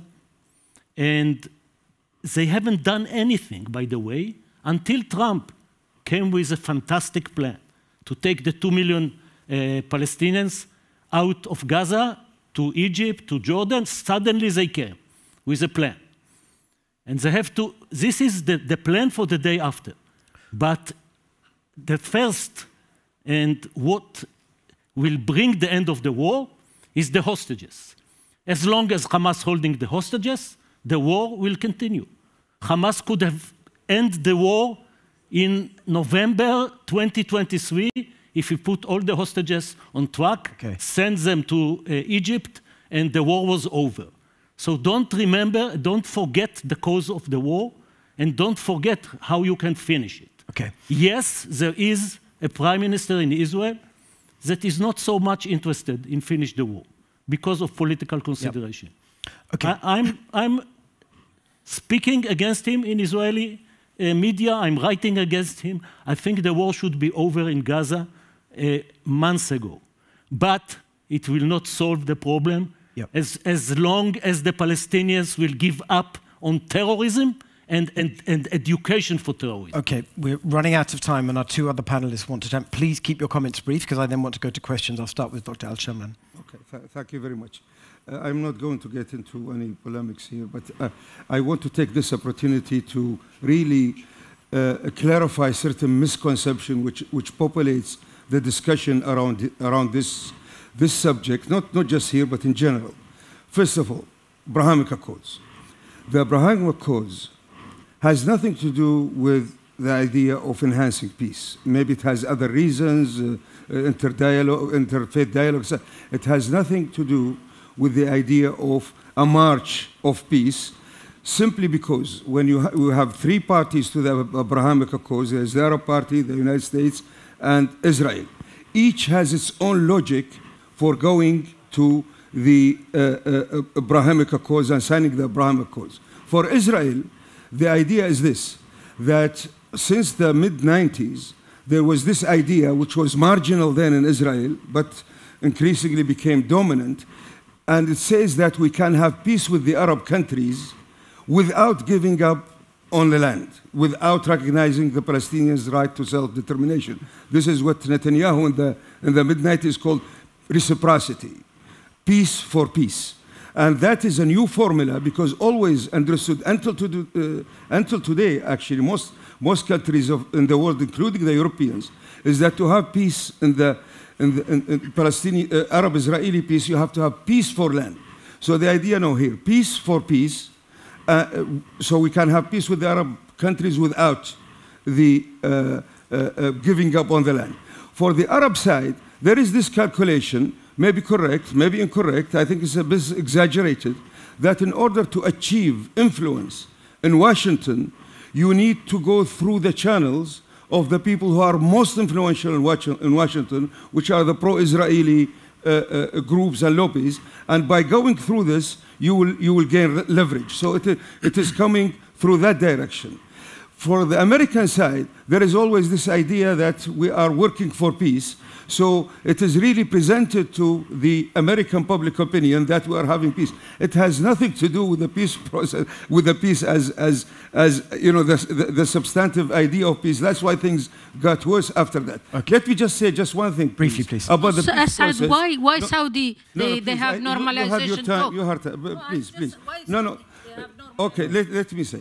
Okay, let me clarify this. We need to get to some. Yeah, I'll clarify this. Saudi Arabia, before the October 7th, there was an engagement with the Biden administration. It was very different logic and basis from the Abrahamic Accords. It was with the Biden administration and with close consultation with the PLO, the Palestinian authorities. And it was the idea that you can have a normalization in exchange for a recognition for a Palestinian state. Actually, Saudi Arabia since 1981 has put on the table the idea that recognition of Israel in exchange for withdrawal of Israel from Arab land in exchange for normalization. And 2002, the Arab peace plan is a Saudi peace plan. So that was very different before October 7th from the Abrahamic Accord. So, but slightly, the peace process is very dear. This is the last demystification. And the Europeans, among the Europeans, to some extent the Americans, but the Europeans in particular. In the region, we don't talk about peace process because we know this is all shambles. But why they do that? Why they insist on every forum, they talk about reviving the peace process? It is for this reason. The European position is this, that on the one hand, they are, of course, against the occupation. You know, they call it the occupation of the Arab land in 1967. At the same time, they give the major European countries, country like Germany, for example, military, economic, diplomatic support to Israel, which allows it to maintain the occupation. So there is a contradiction in the position. How do you escape that contradiction? You invent a fiction called the peace process. So you say, while we are doing this contradiction, we are hoping that we will go on a peace process. So that's going to have to. Do you want to say something very briefly? Very briefly, I just want to say on a positive note that the Abrahamic Accords demonstrates that progress can slowly be made. My concern is that the military might that Israel possesses, the huge successes they've had on the battlefield are not translating with clarity as to where Israel actually wants to go. In fact, you could argue that it's compounding the situation because an absence of the very question you said, which is what unites us all, the Arab communities, Israel, indeed the West, as to where we should want to go. How do we get stability there? And I just also stress that education is something that the Abrahamic Accord community can offer to Gaza and indeed the West Bank. I don't mention it too often, but my brother was killed by the Bali bomb. He was killed by Al-Qaeda. They were 15-year-olds who did that bombing because they were indoctrinated, promised a fast track to paradise because they had no education. And there's a lot of that going around in Hamas, Hezbollah, and the Houthis as well, because this is what they're promised to do. And it's education. Longer term, it's going to take time, that we require. But if we can't get the Arab nations into these places because you're constantly at war, then we cannot start the progress to get to somewhere looking towards peace. Let's go to questions. Please keep them brief. Please tell us who the question is directed to, and please tell us who you are. Who wants to start? And I've got some questions here on Slido. We've got a question over here. And maybe we can take 2 or 3 in the interest of time. Yeah, please stand up and tell us who you are once you've got the mic. Thank you. Thank you, Tom. Nikola Dimitrov, former Foreign Minister of North Macedonia. A question from the distinguished speakers from the region. In the region I come from, the Balkans or Southeastern Europe, for years there is a belief that if you want things to be done, you call the Americans. This, to some extent, persists even nowadays, although the reality is obviously different. So my question is, in your calculus, planning the future, pursuing the interest, to what extent you think of Europe as a stakeholder? And if not Europe, then perhaps to a particular European country. Thank you. Thank you very much. Over here, please. Thank you for a fantastic and very difficult panel. I have a question, though. It was mentioned that Israel has a democratically elected government. Joanna Bryson, Heritage School of Governance. They went through 5 elections in 4 years, and they wound up with a government that was not very popular. There were protests of 1/8 of the people, 1/8 of the population were on the street every weekend because they were worried about what was being proposed for the judiciary up until 7th of October. So the question is not about how this relates to Israel or the Middle East specifically. This might be democracy. There are other nations that are also having these problems right now. So can you say anything a little bit more broadly about this context? Thank you. Do we have a final question from the audience? And I'll take one from Slido. Is there a double standard in Western rhetoric on Israel's aggression against Iran versus the Saudi-led campaign against the Iran-backed Houthis? Now, we've only got 5 minutes, so I think what I'm going to do is ask each of the panelists to speak for 1 minute. You can address whichever question you like, and then we can bring things to a conclusion. So why don't we start off with Mr. Yeldin? I'm very glad to answer the issue of the Israeli politics and 7 elections. Yes, Israel is a democracy, but democracy in danger. We have to be very careful not to slide to a Hungarian or Turkey kind of democracy. Democracy is a check and balanced, democracy based on norms that keeping it in place. It's not only election, it's the freedom of speech, it's the freedom of press, it's the fact that you will have the next election. And Israel is fighting in 7 fronts, externally, and 1 front in-house. The good news is that according to all the polls, this government lost the trust of the people. Yeah. And if the Prime Minister was behaving according to the norms after such a failure in 7th of October, he would have gone to election. We'll have to leave he would have gone to, he will put a commission to investigate the failure. He's not doing it. His political survival is a compass in his behavior. That's why the war in Gaza is continuing, and I call for finishing it. It has nothing to do with the Iranian issue. Because Iranian program is not for civilian use. Civilian use is not for 60%, Dr. for 5%. Yes. Thank you very much. Regarding the question here, I would say that the Arabs since the mid-70s were relying on the idea that the US in the end will deliver the just solution according to UN resolutions. That it's the only country which has leverage over Israel. So they will, if you like, convince Israel to withdraw from the occupied territories in exchange of peace. Now this has reached a dead end. Today, I think, Europe is important in terms of morally, diplomatically. Today there is on the table an international initiative for the enforcement of a two-state solution.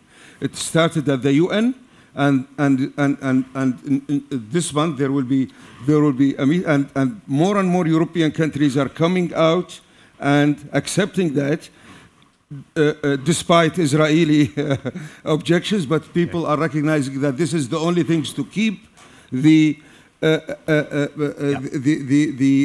aim of a two-state solution alive, because it's the only possible long-term solution. I would say, in a nutshell, Israel is really on a self-destructive path with this idea of disregarding completely the idea of recognizing the Palestinians as a political community.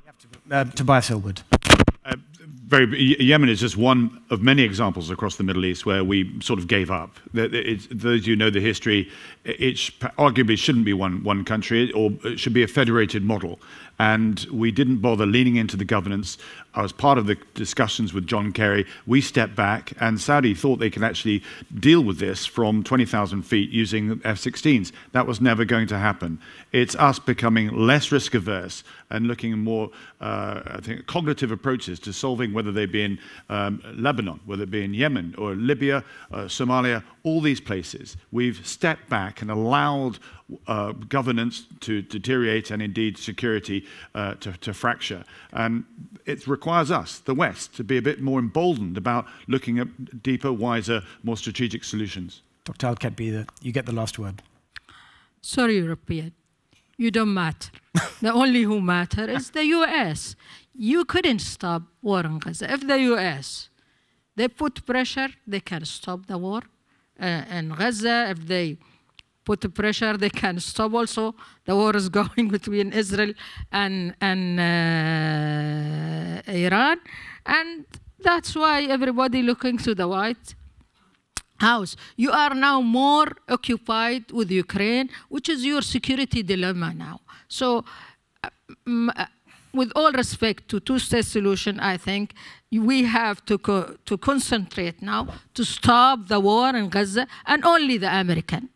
If they put pressure and they want to stop the war, they can stop the war. So, time for Europe to step up is the slogan of this conference, but perhaps not so much in the Middle East. Thank you very much to our fantastic panel. I suspect we could have got on for rather longer. Thank you to the audience.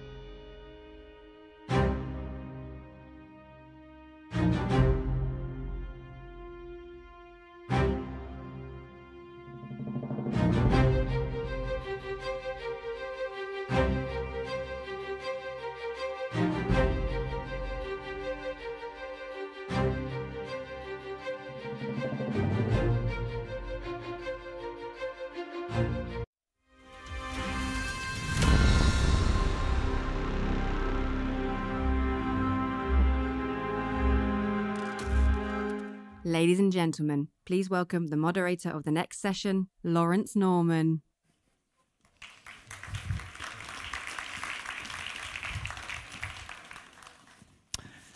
Thank you very much. I'm Laurence Norman, a Wall Street Journal reporter covering foreign policy and EU politics. Now, today's final topic is on resilience. And first of all, congratulations to all of you for your resilience of being here on a Saturday morning on a lovely day in Prague. Resilience is one of the great buzzwords of our time. It seems to cover everything. Fighting disinformation, resilience. Stocking up so that you're prepared at home for an emergency, resilience. Climate threats, resilience. Cyber and AI, resilience. Stopping acts of sabotage in our seas and in our arms depots, resilience. Military and economic strength to survive a conflict, resilience. It seems to be a million things to a million people. So how to unpack all of this and figure out what are the real threats, the priority threats for Europe to deal with among this bundle of issues.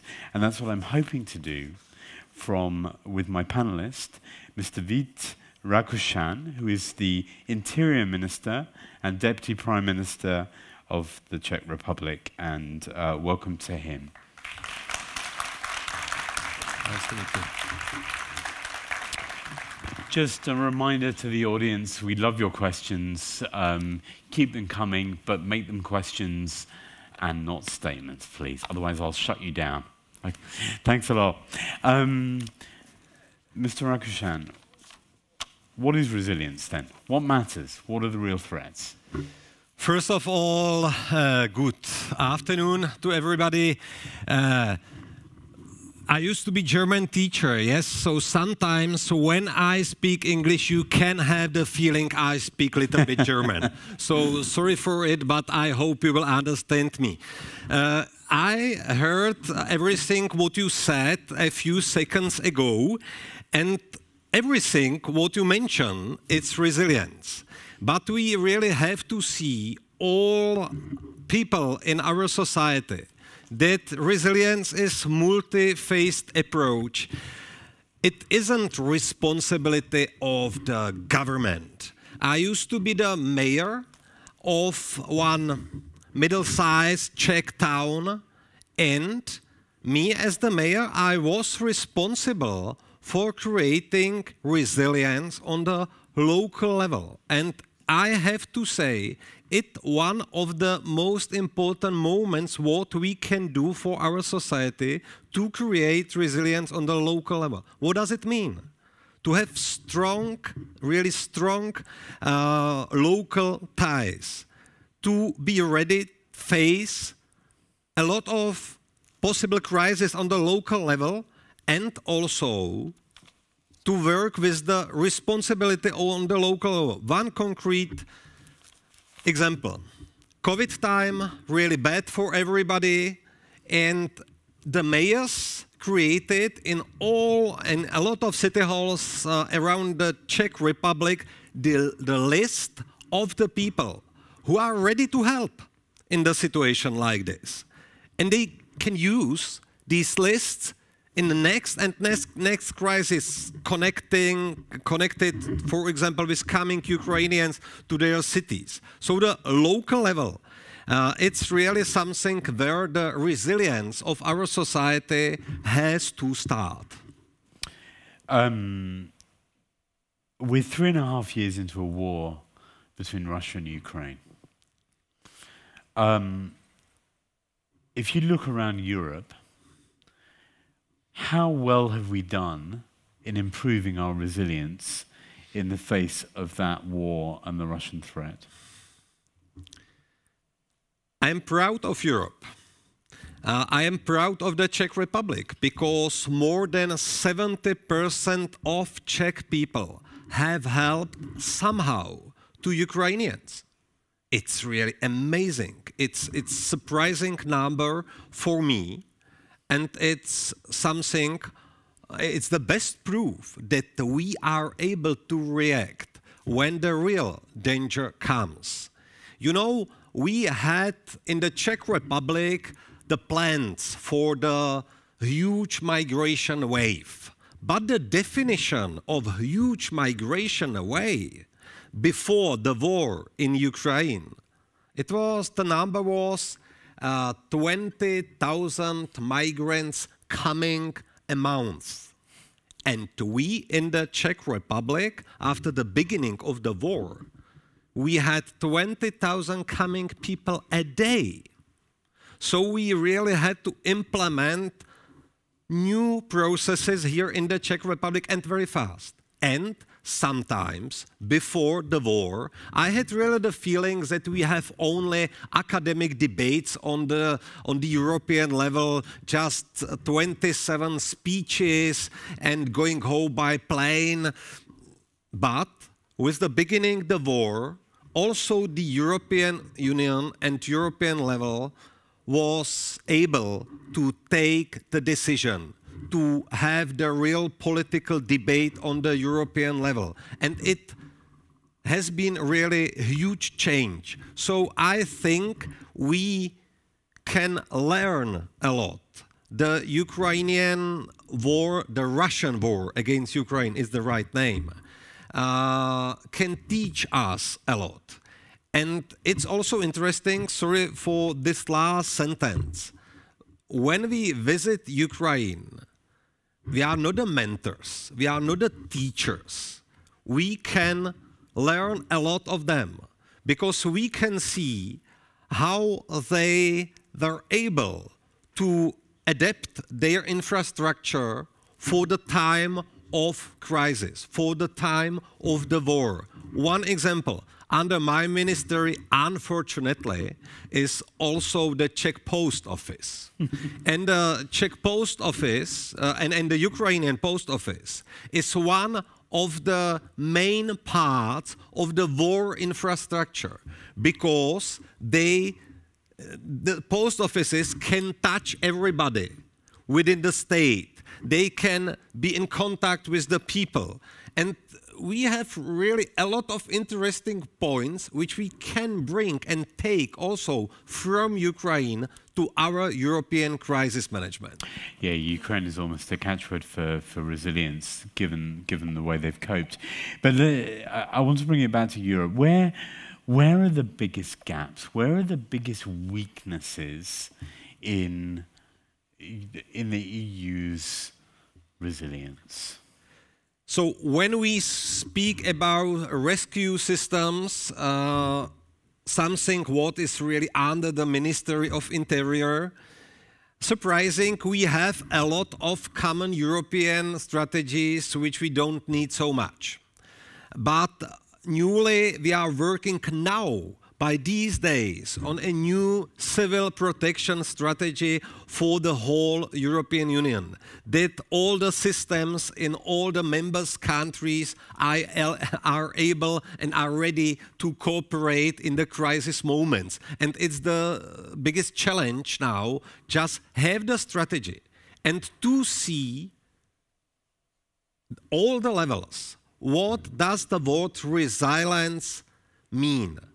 It's local level, it's investment in education. It's a very important point, but it's also investment and care about our mental health.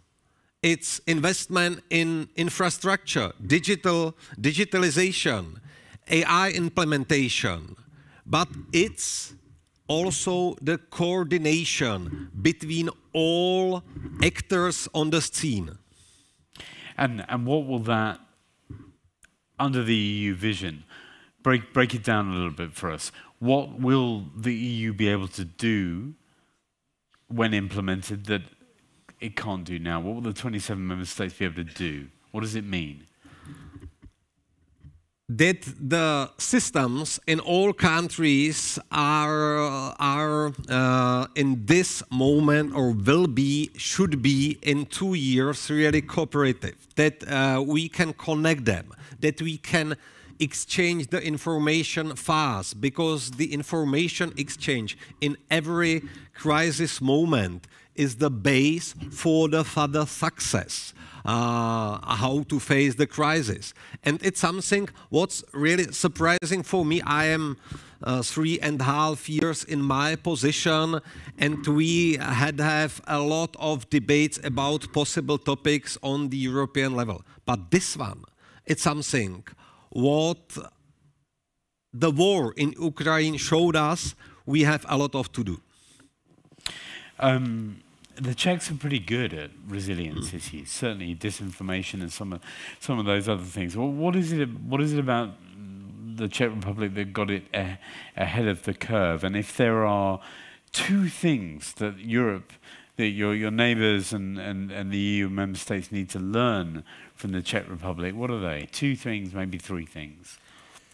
I think here a lot of people from the Czech Republic are sitting at the moment here. So I am not sure if they have the feeling the Czech Republic is on the top in this sphere, but I think it's getting better in the Czech Republic, and we are just now working on one very interesting concept which can show very clearly that the responsibility is shared in the society. We are preparing the self-preparedness concept, 72 hours, the first 72 hours. How to behave in the 72 hours of crisis when you don't have the touch of the state, when you don't have the official help from the rescue system, and what you should be responsible for, and how you should it also explain to your children and to the young generation that we can have the types of crisis when the self-preparedness is the most important thing. It isn't the original Czech idea. It's big and huge inspiration from Finland, because when I should say one country which could be as example of good practice also in the sphere of preparedness for all types of crisis, it's Finland.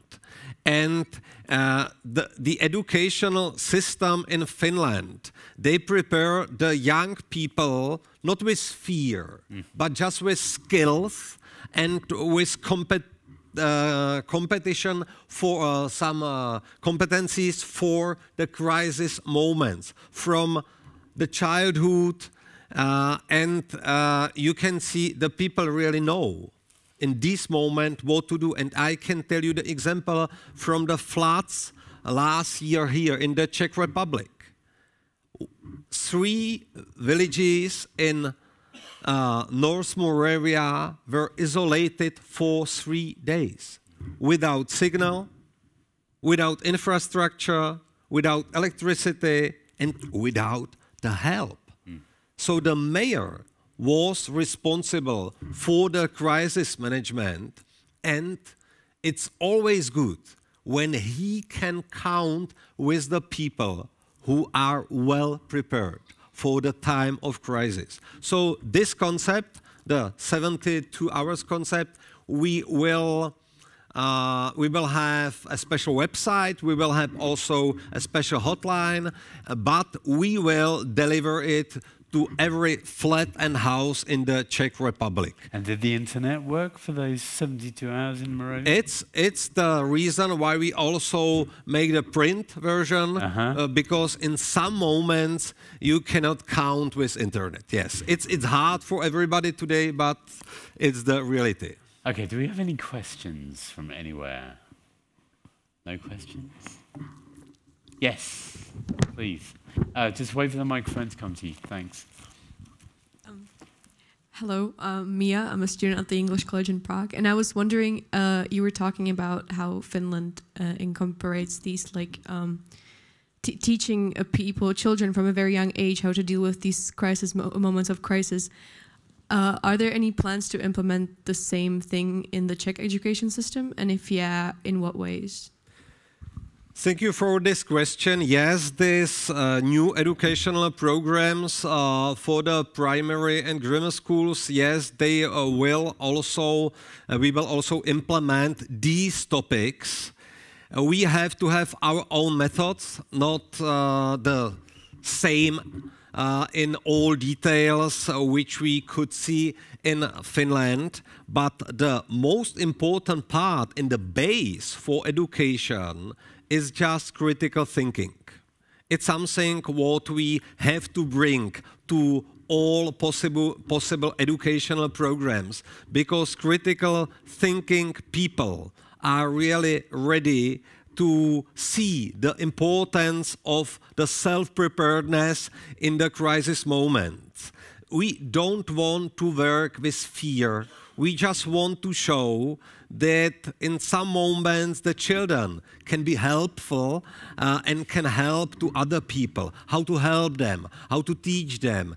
Please speak also to your parents what to do in this crisis moment. We, my generation, we have our experience with the time of communism. And it was just the preparing for the war against NATO. Yes, it was just our education, so I am well educated for my today's position. But you know, it was just something what we don't want to do. Some skills, okay, but it was like military education. No, we want to focus also on well-being of children, also on prevention on violence in schools. It's also resilience, but just on the preparedness, which is not connected with fear. There's a question, I think, the lady over there. Yeah. If the mic can come over. Thank you so much. Hi, my name is Ivana Pavkova. I'm from TMP. We're a think tank that works on systemic risk. And so I was wondering, in these times of deep uncertainty, when essentially we don't necessarily always know what the next crisis is going to be, how do you articulate the need, on one hand, to have a strategy, and on the other hand, the need for adaptability, flexibility, and reactivity? Thank you.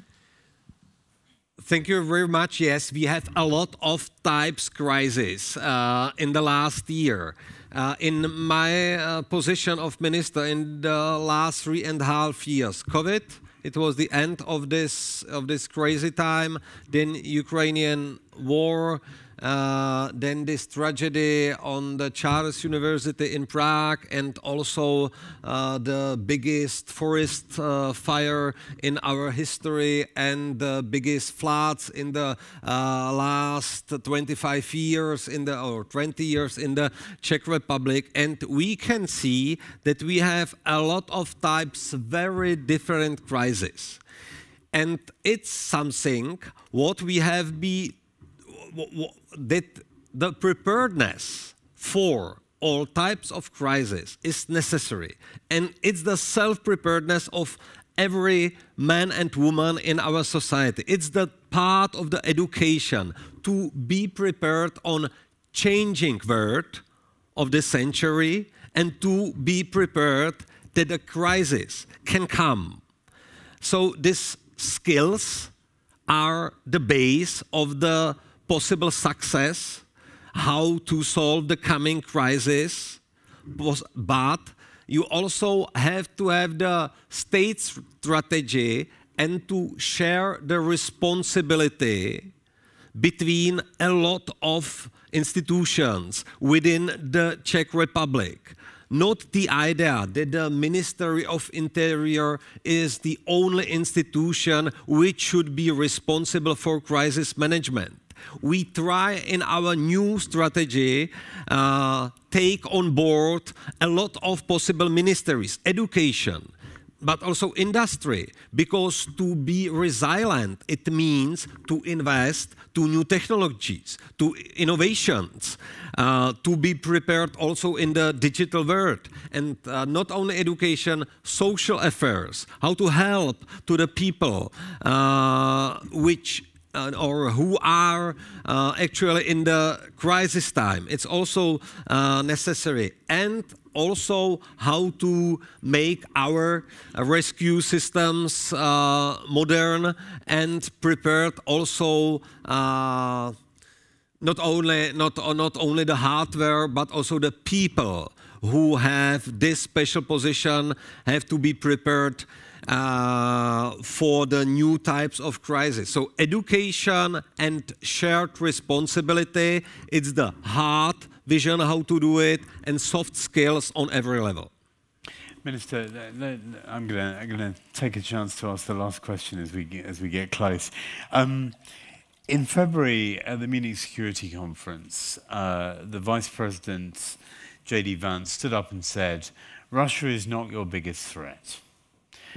Your biggest threat is your own crackdown on free speech in the name of disinformation or misinformation and some of the other things that you're doing internally, which would clearly fall under resilience."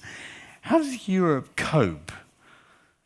And how do you convince your public to be more resilient when our biggest partner and protector is telling us off?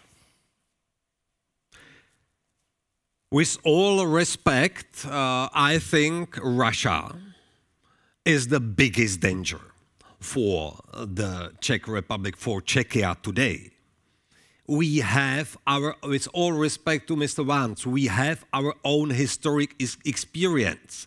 20 long years occupation of this country. Me as a boy, I can remember the Russian soldiers living here in the Czech Republic for 20 years. It was just the lost hopes for the generation of my parents. And I had the opportunity to speak in personal conversation to the head of MI6. And one sentence, which I still have on my mind: please don't speak about your state. You Czech people, don't speak about it as about small country. You are a middle-sized country. Don't speak about you are not important for Russian. You are very important for Russian. Traditionally, you are in the center of Europe. You are just the entrance gate to the European Union, and you, as one of the biggest supporters of Ukraine, you are the target. So, Mr. Vance, with all respect, we know here in Czechia, in Europe, we know it well who is our friend and who is our enemy. And we all here in the Czech Republic still have the hope that the United States is and will be our friend. I suspect if I took a poll,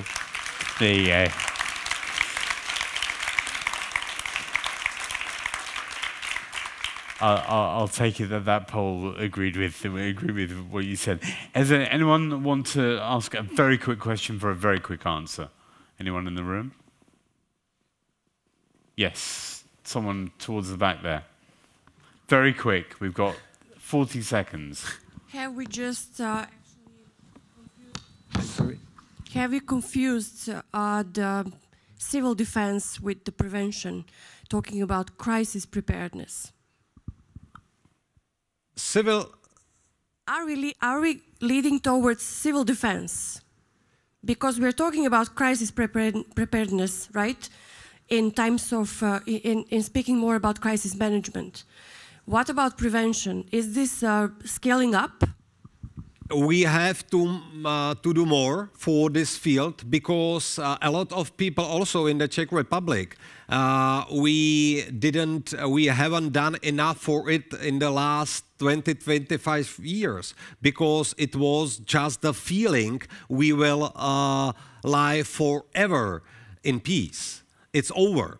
So also the education and also, but it's for another debate in more details. But what is really important is the good cooperation between civil protection and all military services. And it's something what we are focused on today because we don't have two security systems. It's one feeling of safety and it's one security. So the cooperation on this field is of the highest importance. And Sorry. the time is up. Okay, time is thank up. you. Okay, thank you. Thank you very much, Minister Rakishan. Thank you. Yeah. Thank you very much. Thank you.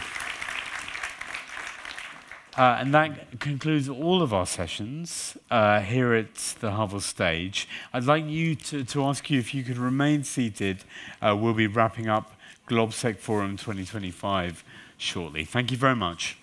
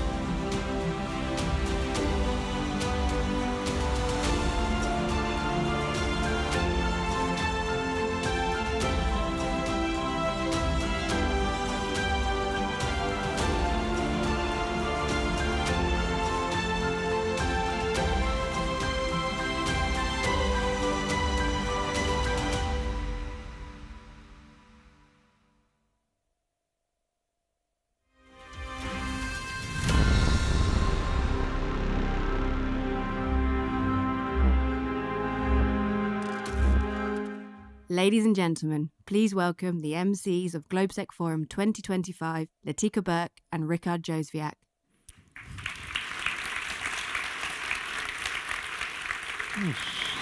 Well, ladies and gentlemen, Latika, this is it. What a 3 days it's been. Not much sleep, because there's been so much on, Richard. 60 panel sessions in total. Did you get to many? Pretty much all of them.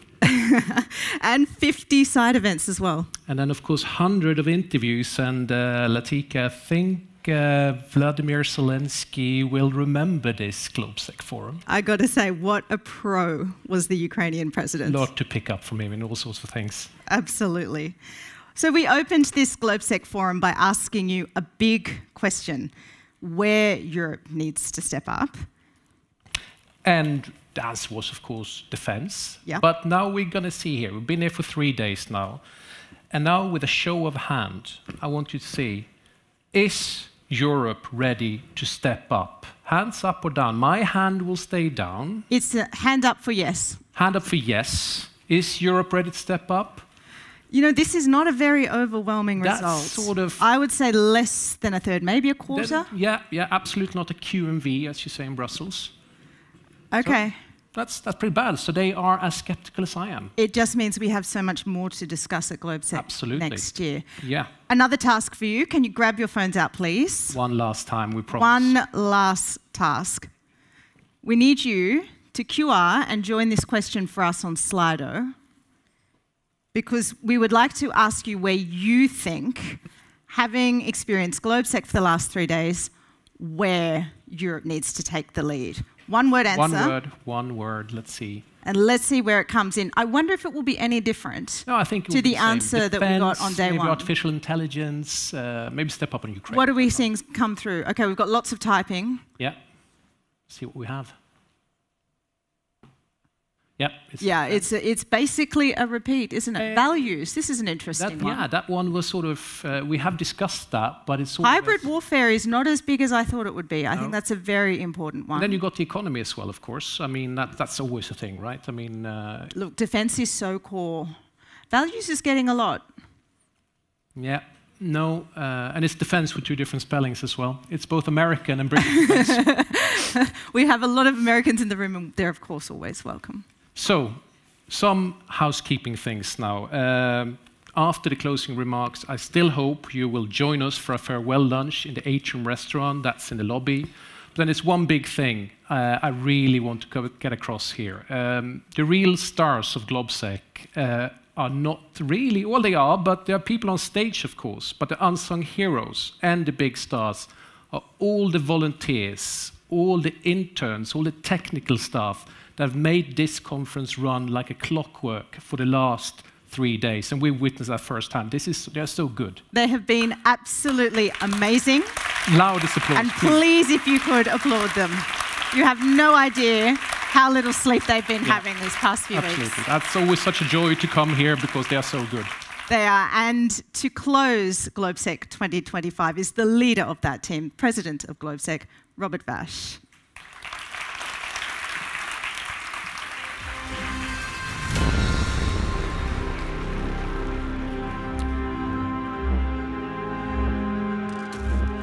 Ladies and gentlemen, please welcome the President of GLOBSEC, Robert Vash.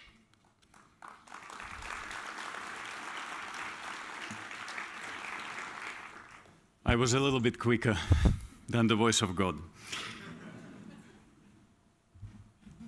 Ladies and gentlemen, distinguished guests, dear friends, partners, it is my great privilege to say a few words and few closing remarks at the end of this 20th anniversary of the GLOBSEC Forum. And I have to say that these 20 years was not easy. It was a 20 years that was filled with ambition. It was a journey, what a ride, but a fulfilling ride. And I think we succeeded in many ways. And I think we have not succeeded only to build an institution. I think we built something more.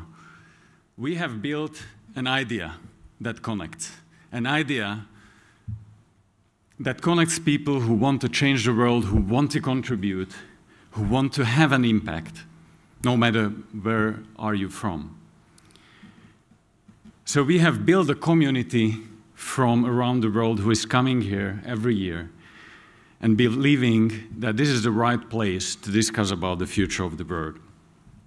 And that's the spirit and the DNA of GLOBSEC, because it's not only an institution, it's really a community that is around us, all the friends. So I want to thank all of those who have been part of this journey in the last 20 years. Colleagues, former colleagues, partners, sponsors, diplomats, and everybody who supported GLOBSEC. You are GLOBSEC, it's not only us. This 20th anniversary would be not possible without the great support of President Peter Havel, and I want to thank him again.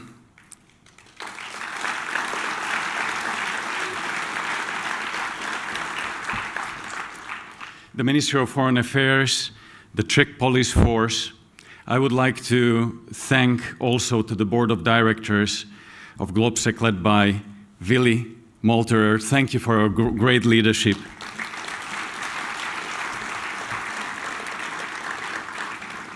And thanks to all of the board members, Peter Pudil, Kersti Kaljulaid, Anita, Gordon Bainai, Maciej Witucki, Ivan Krastev, and all of the partners and members of the International Advisory Board. We are grateful also to our partners this year who have supported us, because without their financial support, this would be absolutely impossible. And let me thanks to Chess, Microsoft, Zscaler, KNDS, Saab, Amazon, Apple, AWS, Big Board, Colt, GDLS, Google, Helsing, Lockheed Martin, T-Mobile, and many of our corporate partners, institutional partners, and those who have been supporting us, like the Konrad Adenauer Stiftung, Wilfried Martens Center, NATO, a new partnership of Anwar Gargash Center for Diplomatic Academy, and many, many others. But since this is 20 years, I want to thank also to one special person. I don't know whether he is here, and that's Rastislav Kačer, who has been with us at the beginnings of the forum, and who was very tremendously important in mentoring.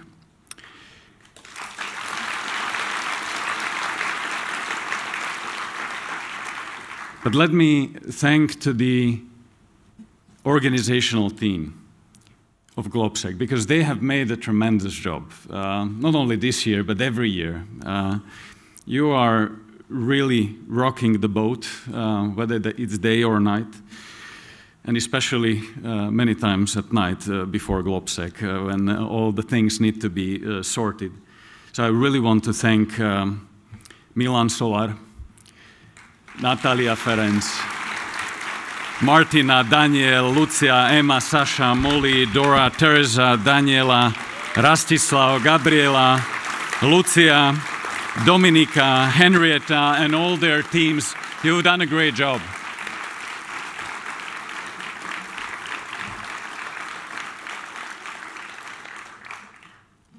I think this 20 years of GLOBSEC was not only the largest conference so far. We had so many discussions and competing discussions. We couldn't be at every stage and at every discussion. I think colleagues have said all the numbers, how many of them were, but really dozens and hundreds of bilateral meetings. And I think what was quite interesting is that we had a lot of content. We had 9 reports that we presented. We had new initiatives that we kicked off here. So it's really, we have strengthened the foundations of ideas that we are bringing on the table. But let me have 5 key takeaways that I think we have from these 3 days. First of all, I think it was clear during these 3 days that the era of illusions is over.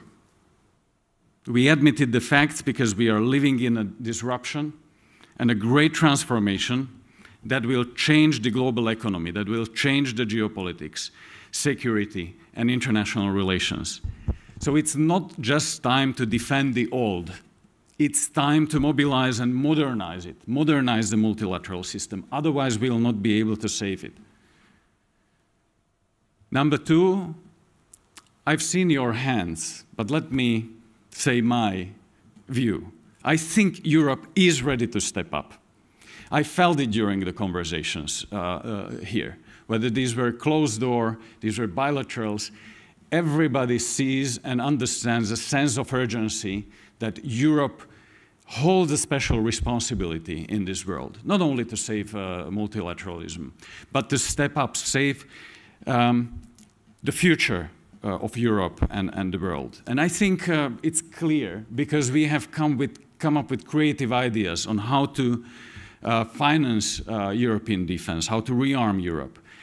we are focusing on critical choke points like semiconductors. There was a new semiconductor initiative launched at this forum on critical raw materials and many, many areas that were very concrete and brought very concrete proposals and results.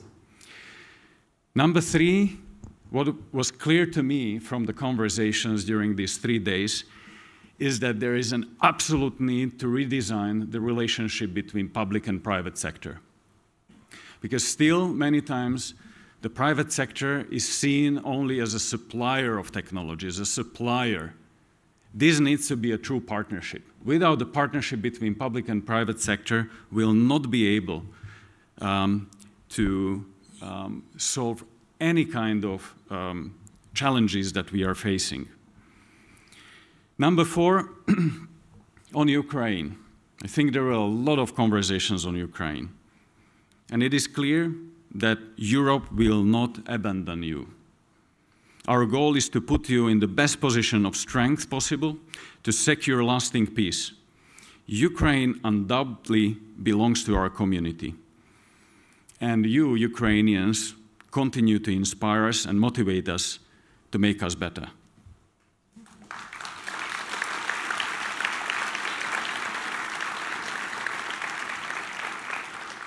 And I think the 5th point, which was absolutely clear during these conversations, was that technology matters, and technology is going to be the defining essence of any future geopolitics. If we are losing the battle for the technology, we'll be losing every other battle. And we don't have time, because what matters now very much is speed.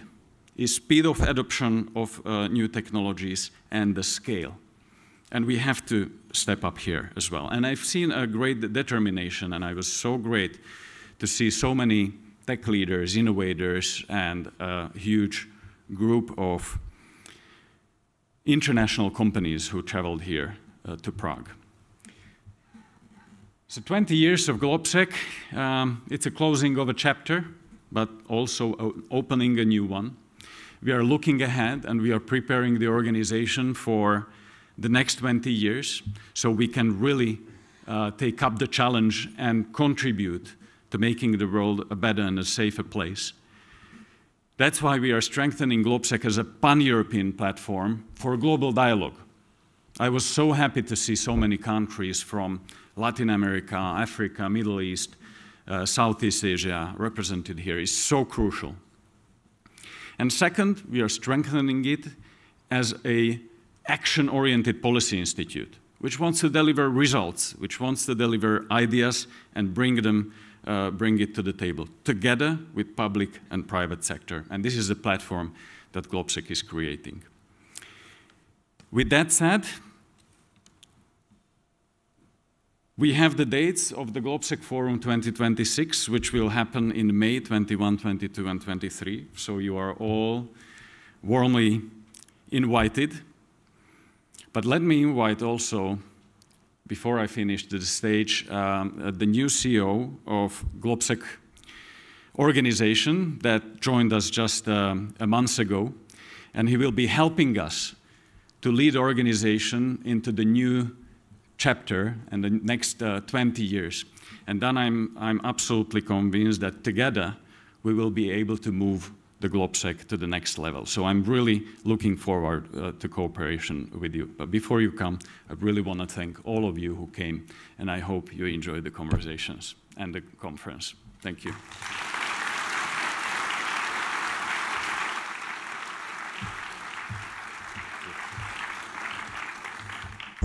Good afternoon, and it's a privilege to be really the last speaker of this year's GLOBSEC Forum.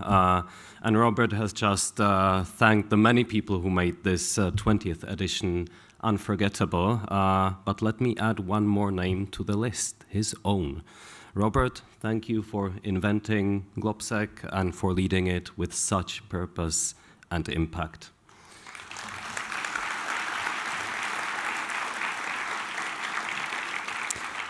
This year, over 2,000 participants from nearly 80 countries, more than 260 speakers, came together under the banner "Commanding in Chaos, Time for Europe to Step Up." And indeed, throughout the past days, we have heard this clear message: Europe must move from ambition to action on the fields that Robert outlined. And this forum has outlined a path forward in that. And we didn't do it alone, indeed. From North America to Western Balkans, from Africa to Latin America and Middle East, we brought together global voices to a truly global conversation. Our sessions were full, the discussions vibrant, sometimes very vibrant, on-site and online, reaching far beyond Prague. What matters now is really turning these discussions into results, policy, partnerships, and practical solutions, and that is what GLOBSEC stands for. Action, not just dialogue, and also this forum is more than just an event, it's a living network, so let's stay connected, collaborate across borders, across sectors, public and private, and keep building on what we have done here. GLOBSEC will remain rooted in Central Europe, but we will develop to a truly pan-European and international platform, one dedicated to a more secure, more resilient, more competitive Europe, and strong partnerships and cooperation, because that is what is needed. We close today inspired and conscious that the challenges ahead won't wait. The responsibility is ours to lead. Europe needs your ideas, your energy, your commitment. Thank you for being part of GLOBSEC Forum 2025.